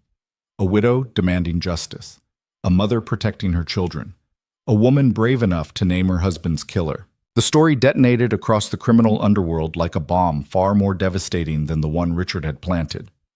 Within an hour, every major news outlet had picked it up. By noon, federal investigators had announced they were reviewing the evidence.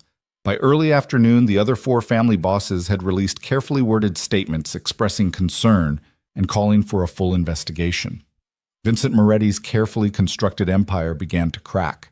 Adriana watched the fallout from the safe house, monitoring news feeds and encrypted communications Marcus had set up.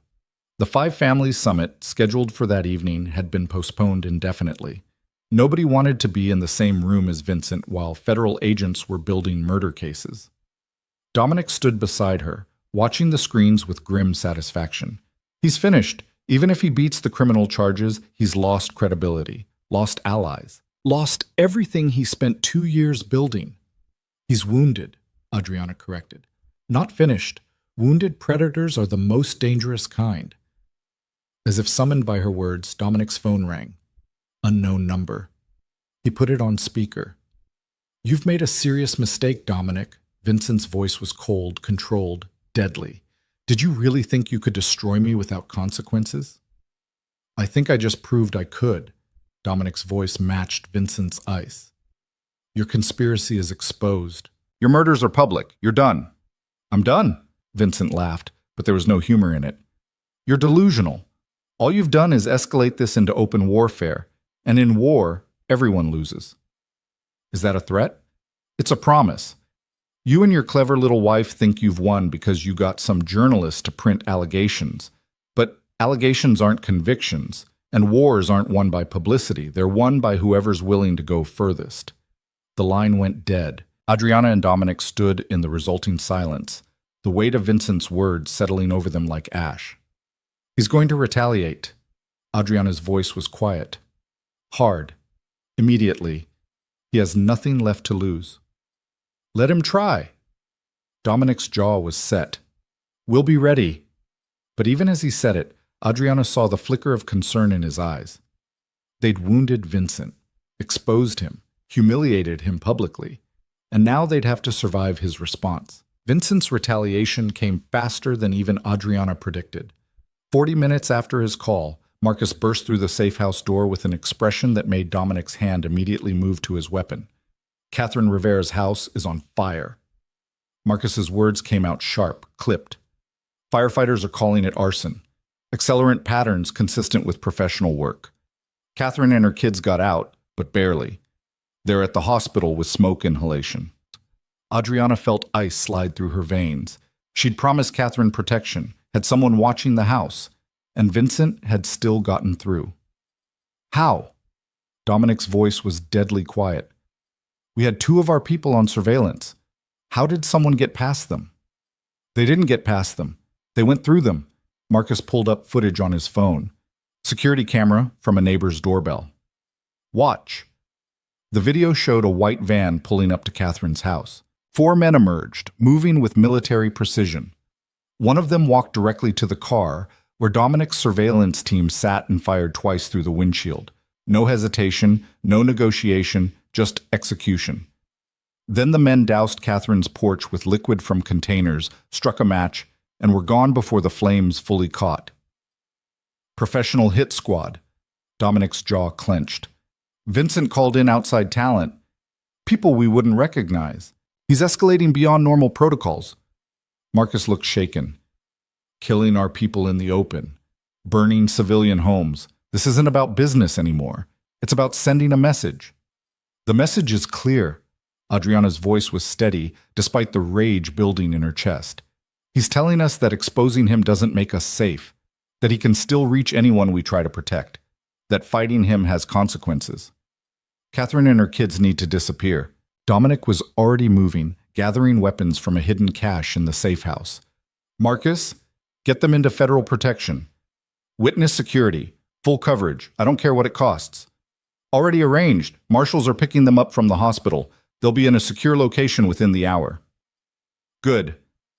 Dominic loaded a magazine into a handgun with practiced efficiency. Now we need to figure out where Vincent is and end this before he kills anyone else. He won't be at his estate. Adriana moved to the window, her mind working through tactical possibilities. Too obvious, too exposed now that he's a public target. He'll be somewhere fortified, somewhere with multiple exits and loyal security. His warehouse complex on the river. Marcus pulled up a map on his phone. Owns it through shell companies. Uses it for storage and off-books meetings. The building's a fortress. Reinforced walls, limited access points, security that answers only to him. How many people does he have with him?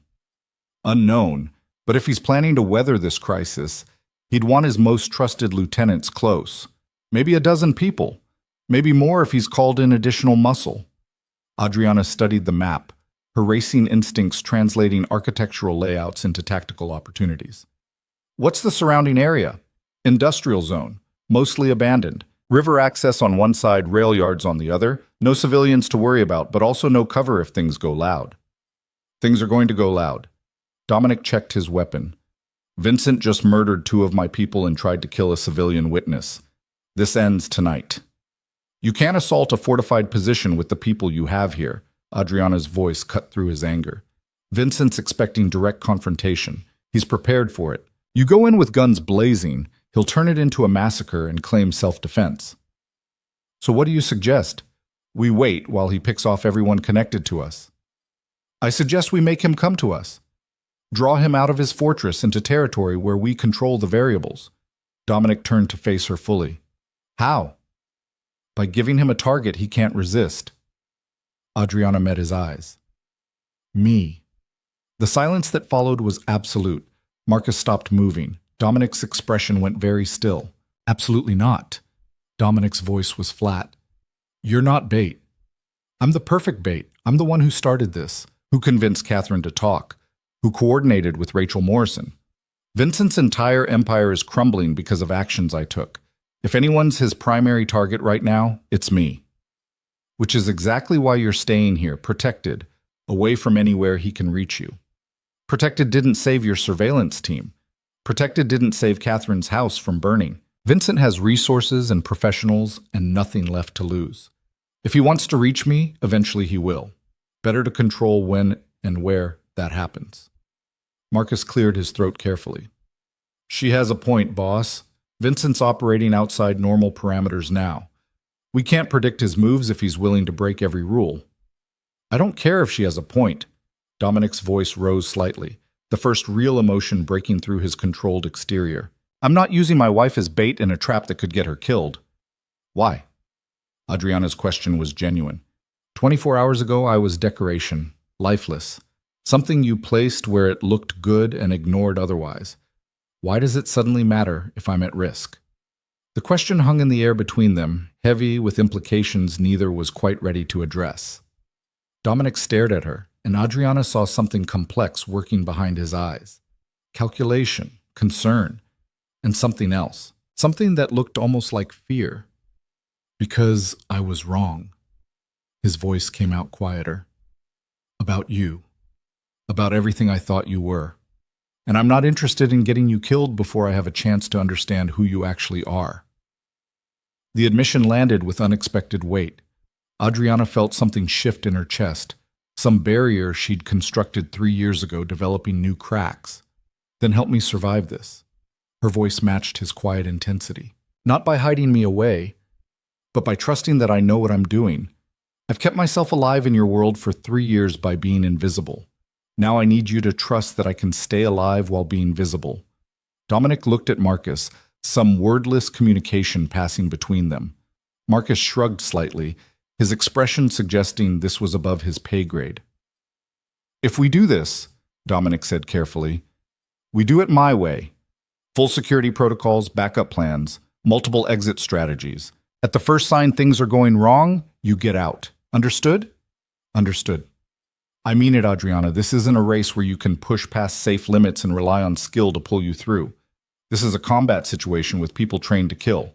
You don't improvise. You follow the plan exactly. I will. Dominic studied her for a long moment, then turned to Marcus. Set it up, but do it smart. I want Overwatch positions, backup teams, and emergency extraction ready before we make any move. The plan took shape over the next 2 hours. Adriana would surface publicly, making herself visible and trackable. They'd leak her location through channels Vincent had proven he could monitor, create an opportunity too perfect to resist. And when Vincent sent his people to eliminate the threat she represented, Dominic's team would be waiting. The location they chose was a parking garage downtown. Multiple levels, excellent sight lines, controlled access points, and civilian traffic sparse enough that collateral damage was minimal. Marcus positioned sharpshooters on surrounding buildings. Dominic placed tactical teams at each entrance, and Adriana would be in the center of it all, the lure drawing Vincent's people into the trap. You'll wear a vest. Dominic handed her a ballistic vest, lightweight, but rated for rifle rounds. Non-negotiable. Adriana put it on without argument. The weight was unfamiliar, but not uncomfortable. Like wearing armor. Like acknowledging she was walking into a battlefield. Earpiece for communication. Marcus fitted her with a nearly invisible comm unit. Dominic and I will be listening to everything. You get scared, you say the word sunrise. That's the abort signal. Everyone extracts immediately. I won't get scared. Everyone gets scared. Marcus's voice was kind. It's what you do with the fear that matters. Dominic approached as Marcus stepped away. He carried something wrapped in leather. One more thing. He unwrapped the leather to reveal a compact handgun. A Glock 43, small enough to conceal but deadly at close range. I don't know how to shoot. Adriana stared at the weapon. Point and pull the trigger. It's simpler than shifting gears at 140 miles an hour. Dominic placed it in her hands, adjusting her grip.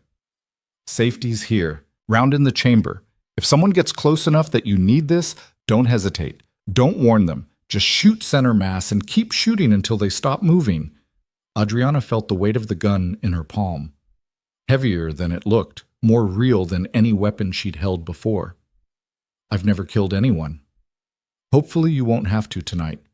But if it comes down to you or them, choose you, every time. Dominic's hands covered hers on the weapon. Promise me. I promise. They arrived at the parking garage as afternoon faded into evening. The sun painted the sky in violent shades of orange and red, appropriate for what was coming. Adriana took position on the third level, standing beside the Charger they'd deliberately parked in clear view, the same car she'd stolen from the gala, the same car she'd driven in her triumphant return to racing. Now it was bait, and so was she. All teams in position. Marcus's voice came through her earpiece. Overwatch confirms no hostile movement yet. Streets are clear. She's visible? Dominic's voice, tense but controlled. Visible and trackable.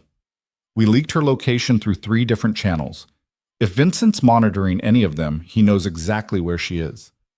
Adriana stood in the open, refusing to hide or appear nervous. She was Nyx, the woman who'd never lost a race. The woman who'd survived 3 years in a world that wanted her silent and small. If Vincent wanted to come for her, let him come. She'd be ready. 20 minutes passed, then 30. Adriana's legs started to ache from standing still, her racing instincts rebelling against motionlessness. She wanted to move, to pace, to burn off the adrenaline building in her system. Movement. One of the Overwatch snipers spoke through the comm. 2 vehicles approaching from the north, black SUVs, tinted windows, matching the profile of Vincent's tactical teams. Confirmed. Another sniper. I count 8 hostiles, 4 per vehicle, armed, approaching the garage entrance. Adriana's heart rate spiked. This was happening. This was real. Steady. Dominic's voice in her ear, calm and grounding. You're not alone. We have eyes on every angle. Just stay where you are and let them come to you. The SUVs entered the garage, their engines echoing off concrete walls. They circled up the ramps, methodical and unhurried. Professionals clearing levels, ensuring no surprises. 3rd level, Marcus reported. They're coming to you. The SUVs emerged from the ramp and stopped 30 feet from where Adriana stood. Engines idling, windows still dark. For a long moment, nothing happened. Then all 4 doors on both vehicles opened simultaneously.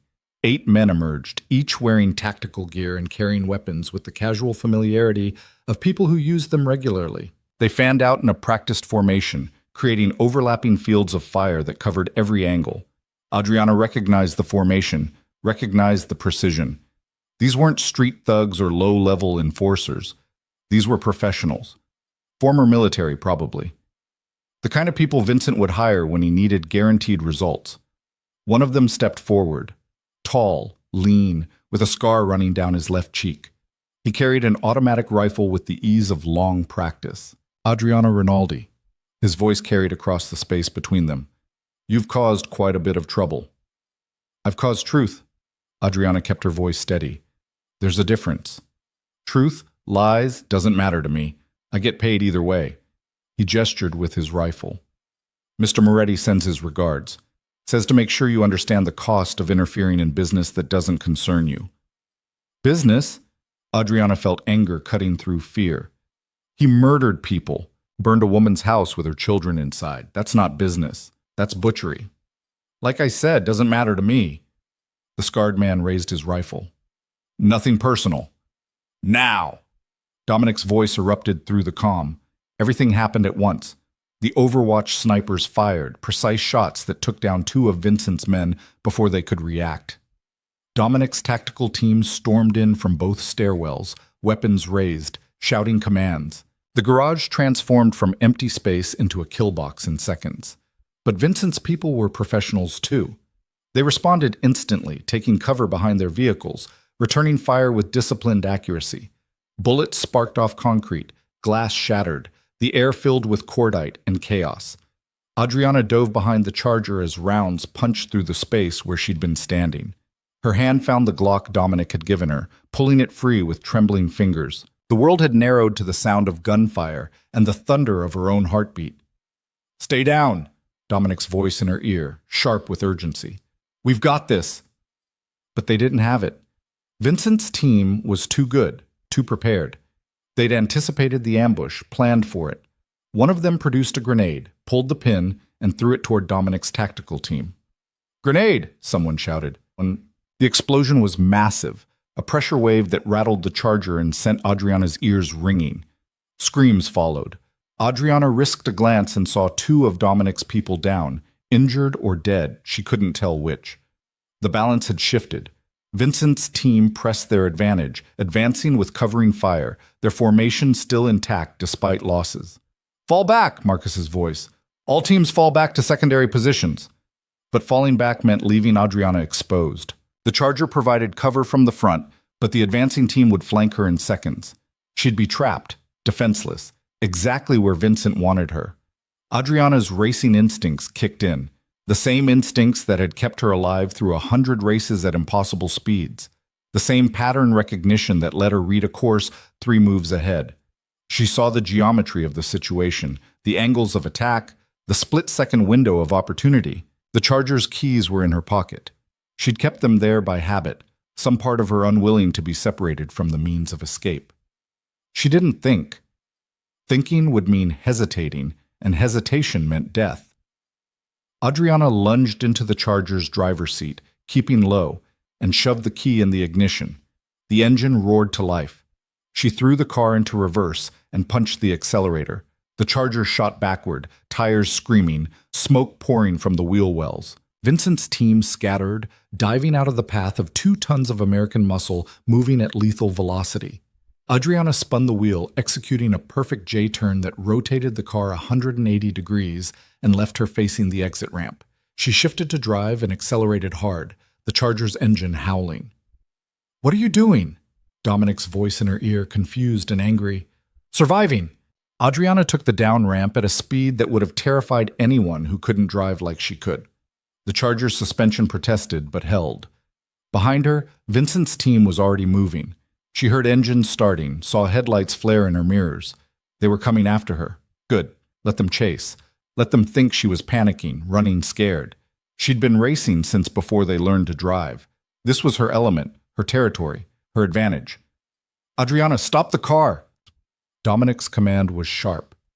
"You're leaving our protection zone. Your protection zone just became a war zone. I'm drawing them away from your people." She took a corner hard, the charger's rear end sliding in controlled drift. "Trust me." She burst out of the parking garage into evening traffic. Horns blared as she cut across 3 lanes, weaving between vehicles with inches to spare. Behind her, the 2 SUVs followed, their drivers good but not exceptional. They had power and aggression. She had skill and absolute confidence. Adriana led them away from the business district toward the industrial areas she knew from her racing days. Abandoned streets, long straights, tight corners that would favor maneuverability over brute force. "All units pursue," Marcus's voice. "Don't let them take her." "Belay that," Dominic's voice cut through. "She knows what she's doing. Set up intercepts at the port access roads. She's heading toward the river." He was right. Adriana was heading toward the river, toward the warehouse district, toward terrain she knew, like the back of her hand. Places she'd raced through in the dead of night when the underground circuit needed venues that police wouldn't patrol. She pushed the Charger past 90, past 100, the engine singing with the particular music of pure performance. The SUVs kept pace, but she could see them struggling. They were built for power, not agility, and agility was what the next phase required. Adriana approached a railroad crossing at 110 miles per hour. Warning lights were flashing, gates were descending, a freight train was coming. This was the moment. The choice that separated drivers from racers, the line between calculated risk and suicide. She'd made this choice before, multiple times, had never been wrong yet. Adriana didn't brake, didn't hesitate. She aimed the Charger at the narrowing gap between descending gates and accelerated. The car shot through with less than a second to spare. The gates crashed down behind her, and the freight train roared past, cutting her off from pursuit.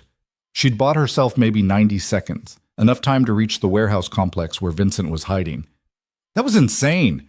Marcus's voice carried a mixture of awe and horror. "You just jumped a train." "I bought us time." Adriana took a breath, her hand steady on the wheel despite her racing heart. "Where's Vincent?" "A warehouse complex, 2 miles from your position." Dominic's voice was controlled, but she heard something underneath it. Pride, maybe. Or recognition. "But Adriana, you can't assault that position alone. Wait for backup." "I'm not assaulting anything. I'm knocking on the front door." She arrived at Vincent's warehouse complex 3 minutes later. It was exactly as Marcus described. A fortress. Reinforced walls, limited access, security cameras covering every approach. The kind of place you'd build if you expected to weather a siege. Adriana parked the Charger directly in front of the main entrance where every camera would see her. She sat there for a moment, gathering herself, then stepped out of the car. The front door was solid steel, built to withstand forced entry. Adriana walked up to it and knocked. Hard. 3 times. "What are you doing?" Dominic's voice in her ear, tight with concern. "Negotiating." The door opened slightly. A man with a tactical vest and assault rifle peered out. "You've got some nerve showing up here." "I need to talk to Vincent, face to face. No weapons, no games, just conversation." "Boss doesn't want to talk to you. Boss wants you dead." "Then he should have sent better people to kill me." Adriana's voice was cold. "I just led his tactical team into a freight train. They're probably still waiting for it to pass. So tell Vincent that Adriana Rinaldi is standing on his doorstep, unarmed, asking for 5 minutes of his time. Tell him if he's not a coward, he'll give it to me." The door slammed shut. Adriana stood there, aware of how exposed she was, how vulnerable. Every camera was watching her. Every gun in that building could be aimed at her. One order from Vincent and she'd be cut down where she stood. But Vincent wouldn't give that order. Not yet. She'd called him a coward, challenged his pride, and prideful men always took the bait. The door opened again. This time, Vincent Moretti himself stood in the entrance. He was younger than Dominic, maybe mid-40s, handsome in a calculated way that suggested expensive grooming and careful attention to image. His suit was immaculate despite the crisis consuming his empire. 5 minutes. His voice was smooth, controlled. "Then my people kill you." "Fair enough." Adriana stepped inside. The warehouse interior was exactly what she expected. Open floor plan converted into a command center. Computer stations tracking news feeds, maps marking territories, armed men positioned at strategic points. This wasn't just a hideout, it was Vincent's war room. He led her to a makeshift office area, gestured to a chair. Adriana sat, aware of the guns trained on her from multiple angles. "You've destroyed me." Vincent's tone was almost conversational.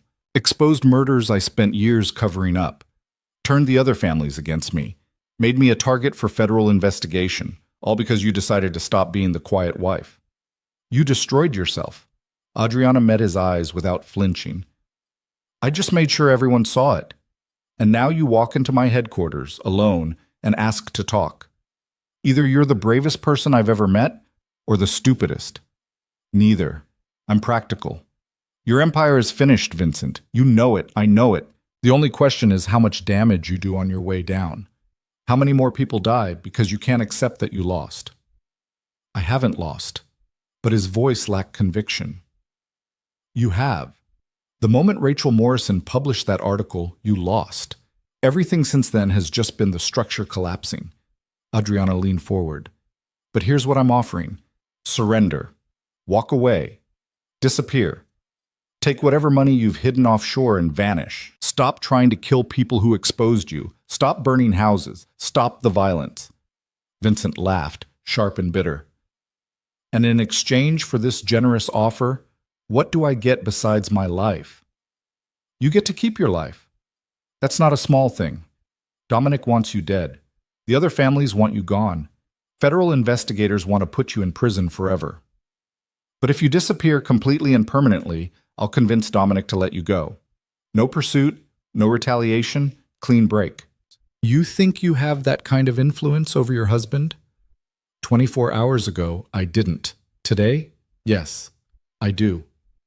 Vincent studied her, trying to read deception or weakness. Why would you do this? Why offer me mercy after everything? Because I'm tired of people dying. Because Catherine Rivera's children deserve to grow up without more trauma. Because ending this war benefits everyone except your pride. Adriana held his gaze. And because killing you would be easy. Letting you live with the knowledge that you were beaten by the woman you dismissed as decoration? That's the real punishment. The silence stretched. Vincent's jaw worked, pride warring with survival instinct. Then his phone rang. He answered, listened, his expression darkening. Understood. He ended the call and looked at Adriana. That was my attorney. Federal agents just raided my primary accounts. Seized assets worth $200 million. They're building a RICO case. Multiple counts of murder, conspiracy, racketeering. Then my offer's the only one you're going to get. Vincent stood, walked to the window overlooking his warehouse. You know what the worst part is? I spent 2 years planning Dominic's downfall. 2 years infiltrating his organization, building evidence, positioning myself to take everything. And I would have succeeded, should have succeeded, except I underestimated his wife. A lot of people have underestimated me. They don't usually get a second chance. Vincent turned back to face her. If I accept your offer, how do I know Dominic honors it? Because I'll make sure he does. You have my word. The word of a woman I don't know, who appeared out of nowhere with skills nobody suspected, who dismantled my empire in less than 24 hours. He smiled without humor. Your word might be worth more than anything else in this world right now. He pulled out his phone and made a call. Stand down. All operations, complete cessation of hostilities. Yes, I'm sure. Do it now. Vincent ended the call and looked at Adriana. I'm taking your offer. But understand this. If Dominic comes after me anyway, if this is a trap, I will spend whatever life I have left making both of you regret it. It's not a trap. It's survival. For all of us. Adriana stood and walked toward the exit. Every gun in the warehouse tracked her movement, but none fired. Vincent had given the order, and his people obeyed. She stepped out into the night air, the Charger waiting exactly where she'd left it. She got in, started the engine, and only then allowed herself to breathe fully. Did you just negotiate a surrender? Dominic's voice in her ear, stunned. Vincent's standing down. Complete cessation. He's going to disappear. In exchange, you let him go. No pursuit, no retaliation. It's over. Adriana, it's over, Dominic. Accept the win. We exposed him, destroyed his conspiracy, saved lives. Let him run. Let him live with defeat. That's punishment enough. The silence on the other end stretched for long seconds, then quietly, okay, your call. We let him go.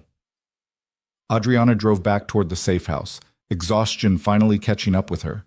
She'd been awake for more than 36 hours, had raced fought, investigated, and negotiated, had transformed from invisible wife to undeniable force. And somehow, impossibly, she'd survived. Dominic was waiting outside the safe house when Adriana pulled up in the Charger. He stood in the amber glow of a streetlight, his expression unreadable, his posture carrying the tension of a man who'd spent the last hour not knowing if his wife would return alive. Adriana killed the engine and stepped out. For a moment, they just looked at each other across the distance of the sidewalk.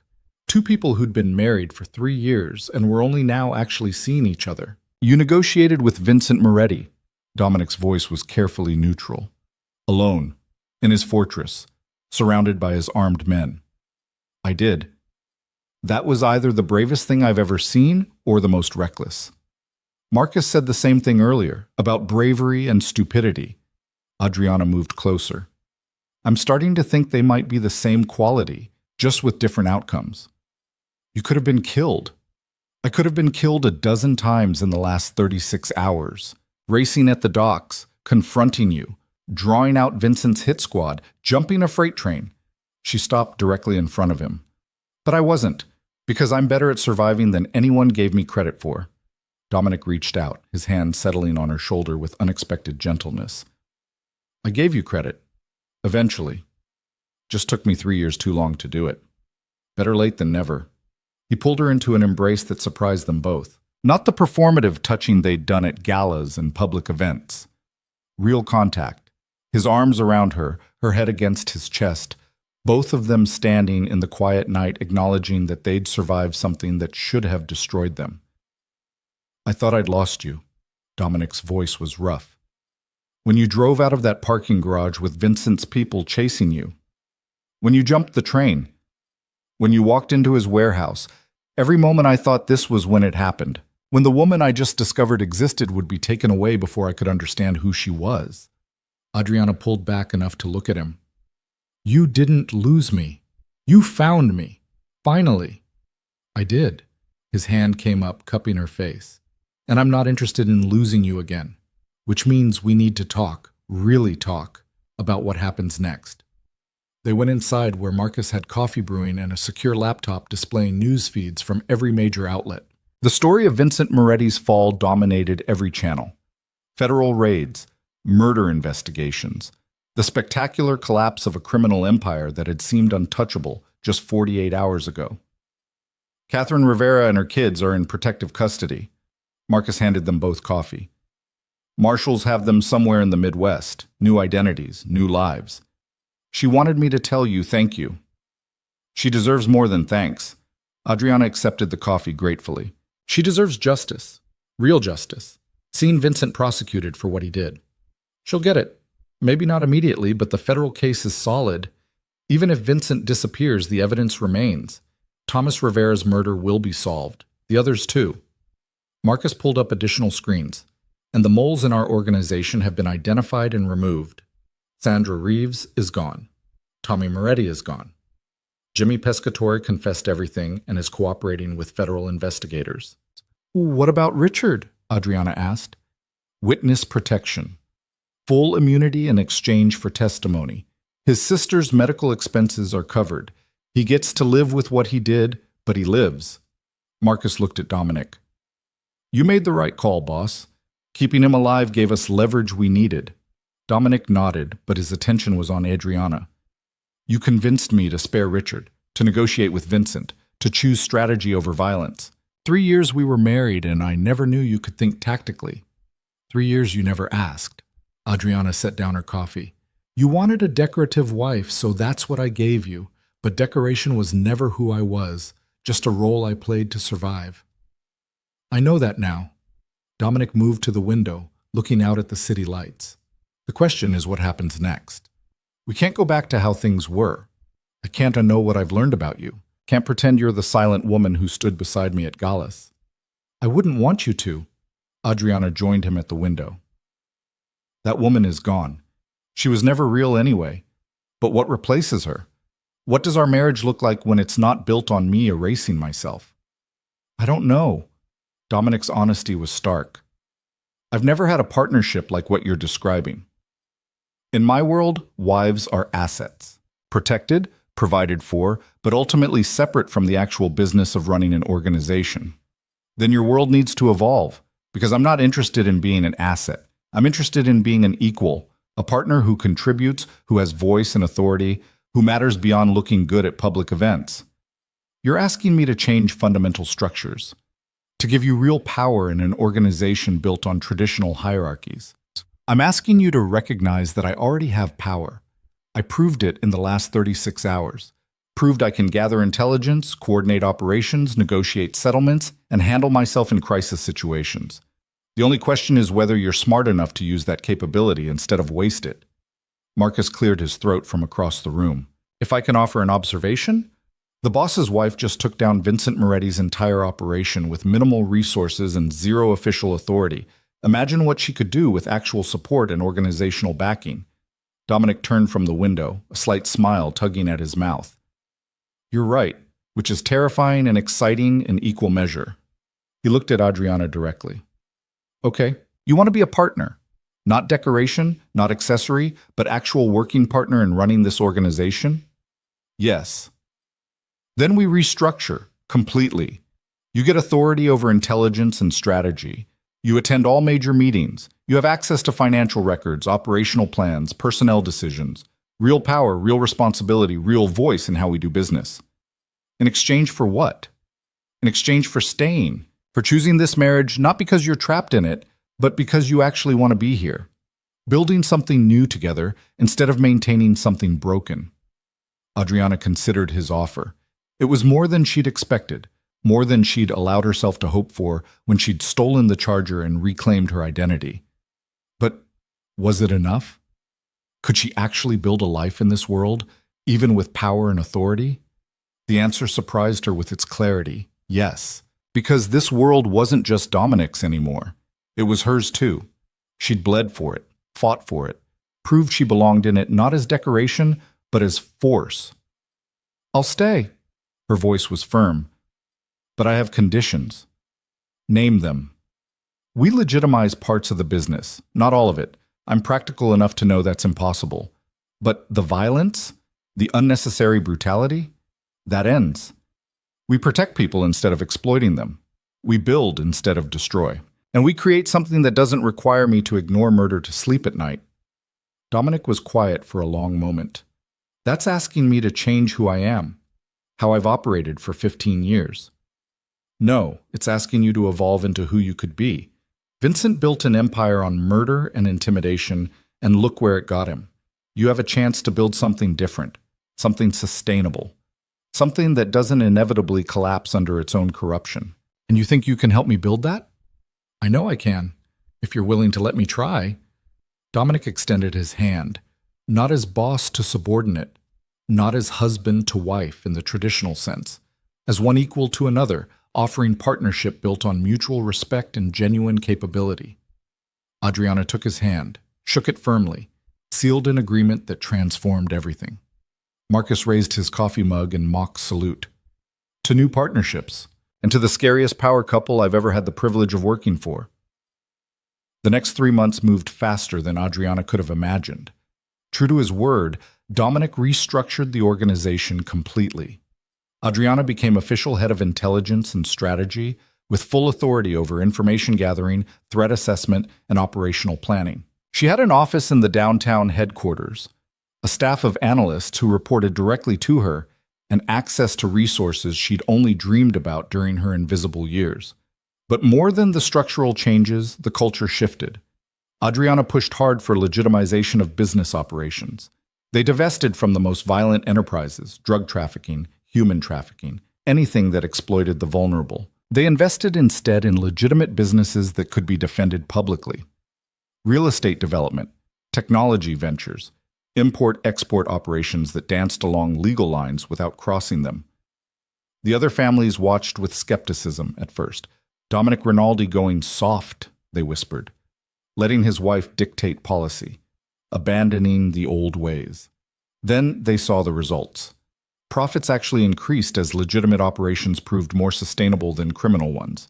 Federal attention decreased as the organization became harder to prosecute. and the Rinaldi family's reputation evolved from dangerous to powerful in ways that commanded respect without requiring constant violence. 6 months after the night she'd stolen the charger, Adriana stood in front of the five families' council for the first time.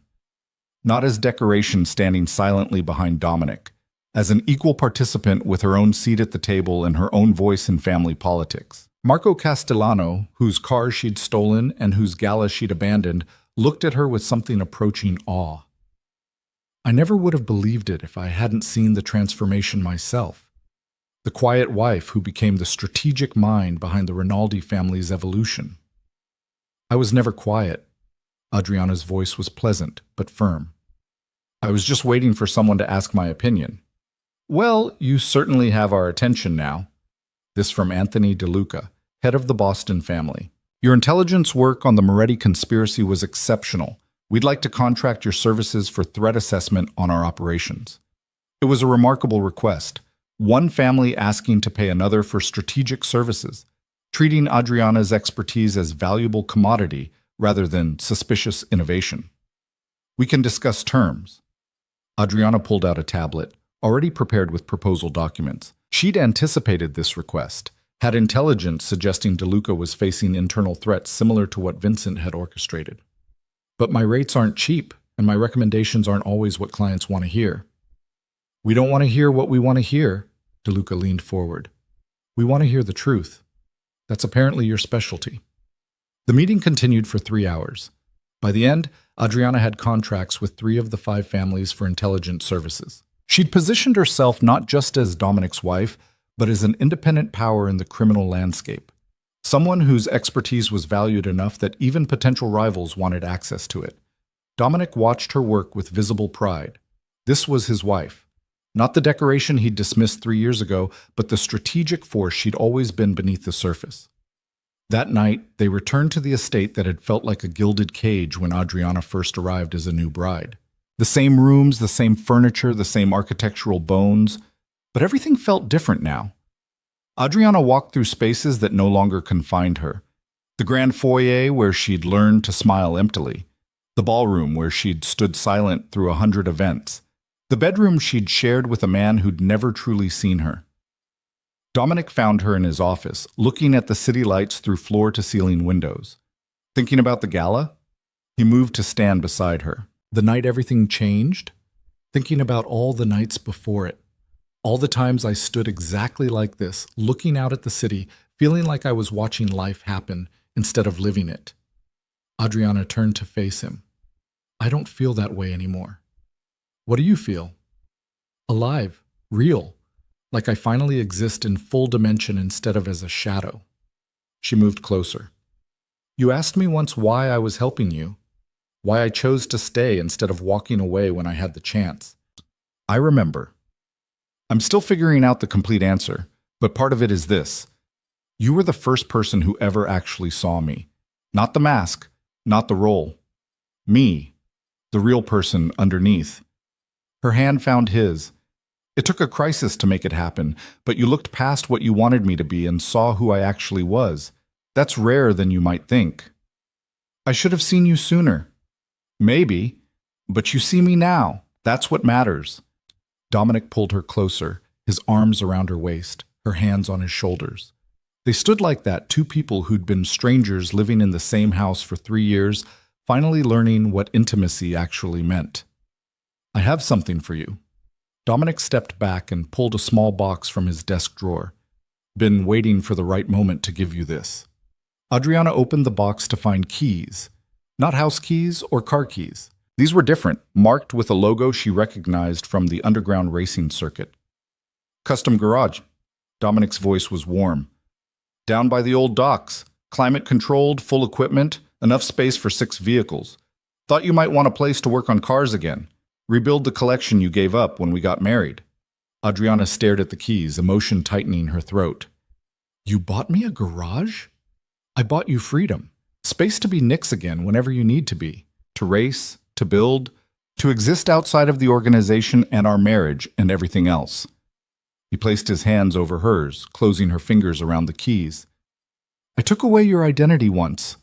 I'm giving you the means to reclaim it completely. Dominic, I mean it, Adriana. I don't want you to be only my wife. I don't want you to lose yourself trying to fit into my world.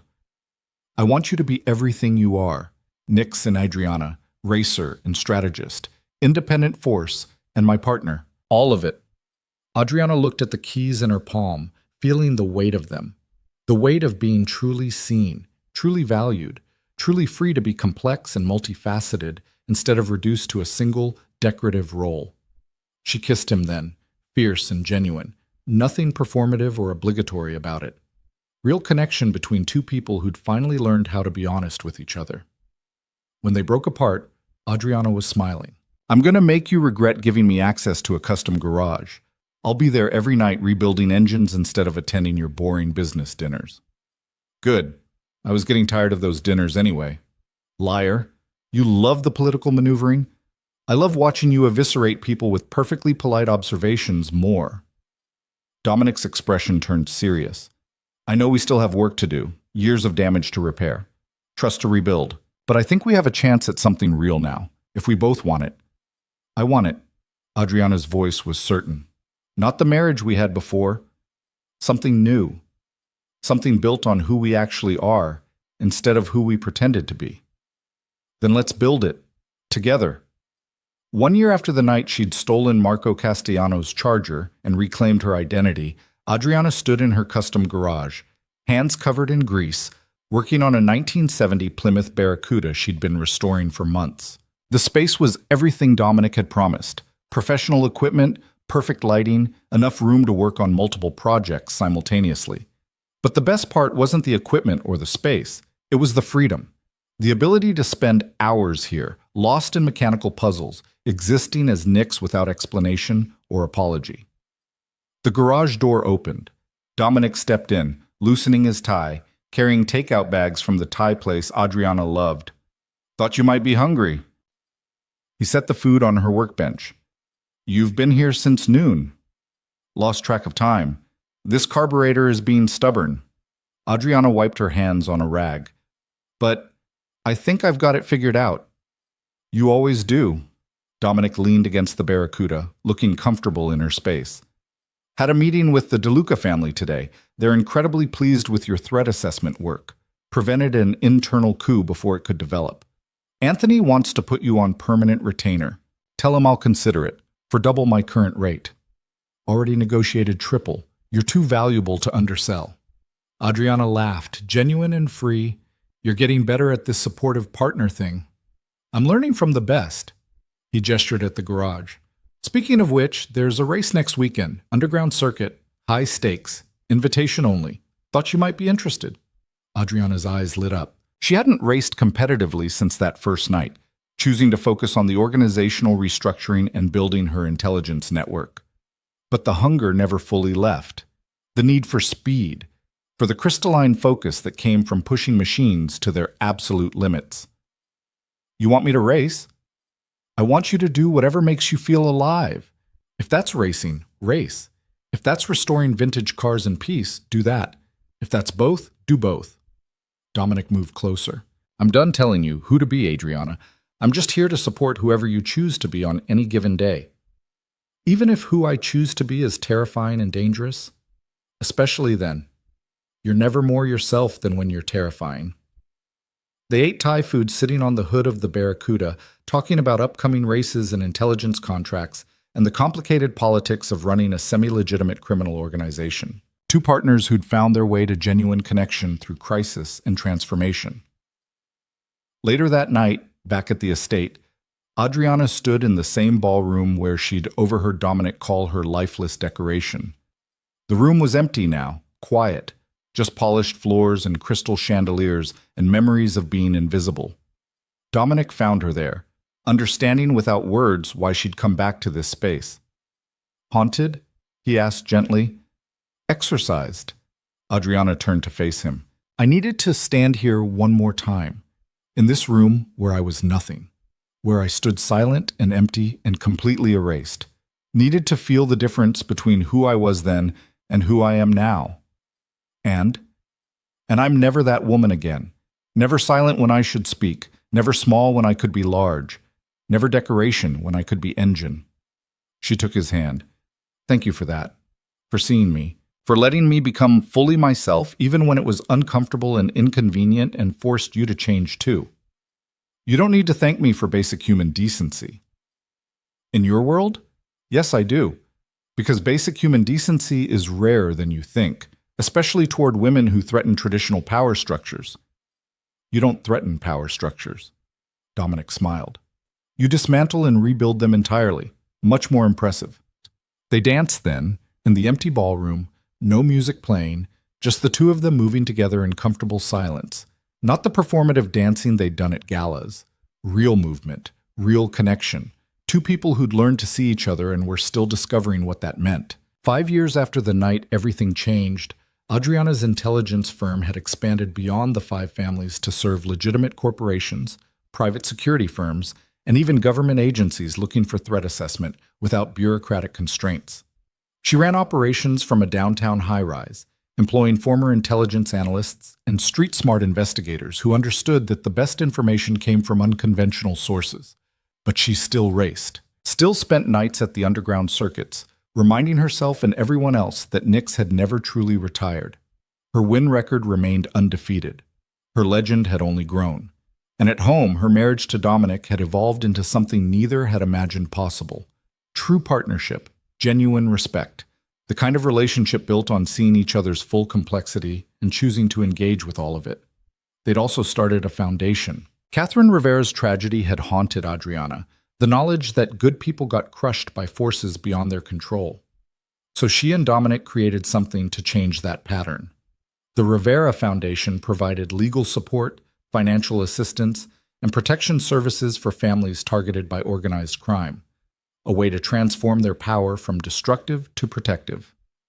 Catherine herself ran the foundation's day-to-day operations. Her kids were in college now, thriving in their new lives, but Catherine had chosen to come back, to use her experience to help others facing similar nightmares.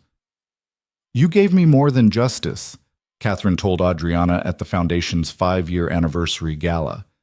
You gave me purpose, a way to make Thomas's death mean something.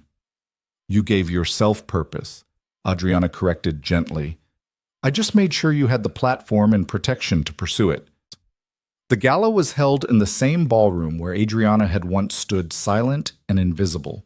But now she moved through it with authority, greeting supporters and donors, delivering a keynote speech about transforming trauma into action, being fully and completely visible. Dominic watched from the side, his expression carrying the particular pride of a man who'd learned that empowering his partner made him stronger, not weaker. Near the end of the evening, Marcus approached them both. He'd been promoted to second-in-command of the organization, filling the role Carlo had held before retiring. He'd proven himself loyal, capable, and smart enough to adapt to the family's evolution. Boss. Adriana. Marcus used her name now, not a title. Recognition of her independent authority. Just got word from our contacts in the federal system. Vincent Moretti was spotted in Argentina, living under an assumed name, quiet life, no criminal activity. Good. Adriana's voice was firm. Let him stay disappeared. He lost everything that mattered. That's punishment enough. You don't want revenge after everything he did? Revenge is expensive and ultimately unsatisfying. Adriana turned to look at Dominic. We learned that lesson the hard way. Better to build something new than destroy something old. Marcus nodded, understanding. The organization had changed fundamentally under their joint leadership, less violent, more strategic, infinitely more stable. As the gala wound down, Adriana found herself back in the same spot where she'd stood 5 years ago, overhearing the conversation that changed everything. The same walls, the same floor, the same architectural space, but everything else was different. She wasn't decoration anymore, wasn't invisible or silent or small.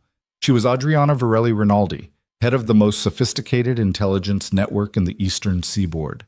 She was Nyx, undefeated racing legend. She was a foundation director who'd helped hundreds of families escape violence.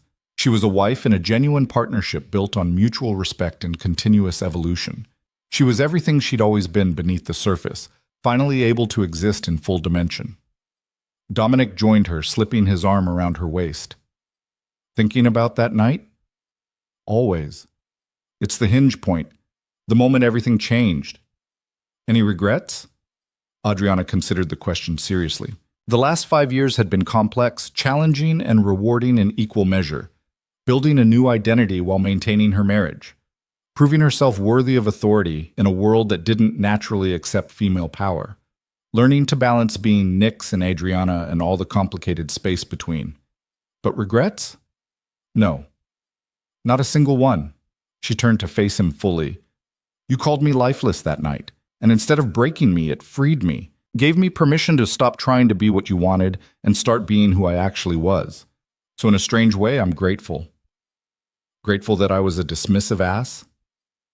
Grateful that you were honest enough to show me who you really thought I was, and strong enough to change your mind when I proved you wrong. She kissed him softly. Not many people can admit they were wrong and genuinely transform. You did. We both did. Yes, we both did. They stood together in the ballroom, surrounded by the ghosts of who they'd been and the reality of who they'd become. Two people who'd started as strangers in a forced marriage and had found their way to something genuine and powerful and entirely their own. Outside, the city lights spread out like possibilities. Somewhere in those lights, underground races were happening. Intelligence was being gathered. Foundations were helping families rebuild after trauma. The world they'd created together, half legitimate, half shadows, completely theirs. Adriana looked out at it all and smiled. The woman who'd been dismissed as decoration had become the engine driving everything forward. The silent wife had found her voice and used it to reshape power structures. The invisible woman had become impossible to ignore. And the best part?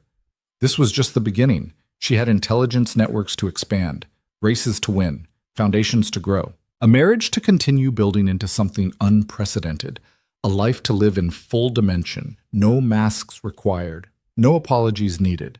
She was Nyx. She was Adriana. She was everything in between and beyond. And she was never, ever going to be invisible again. Dominic pulled her closer, and they swayed together in the empty ballroom. Two partners who'd learned that the strongest empires weren't built on control and suppression, but on recognizing capability and empowering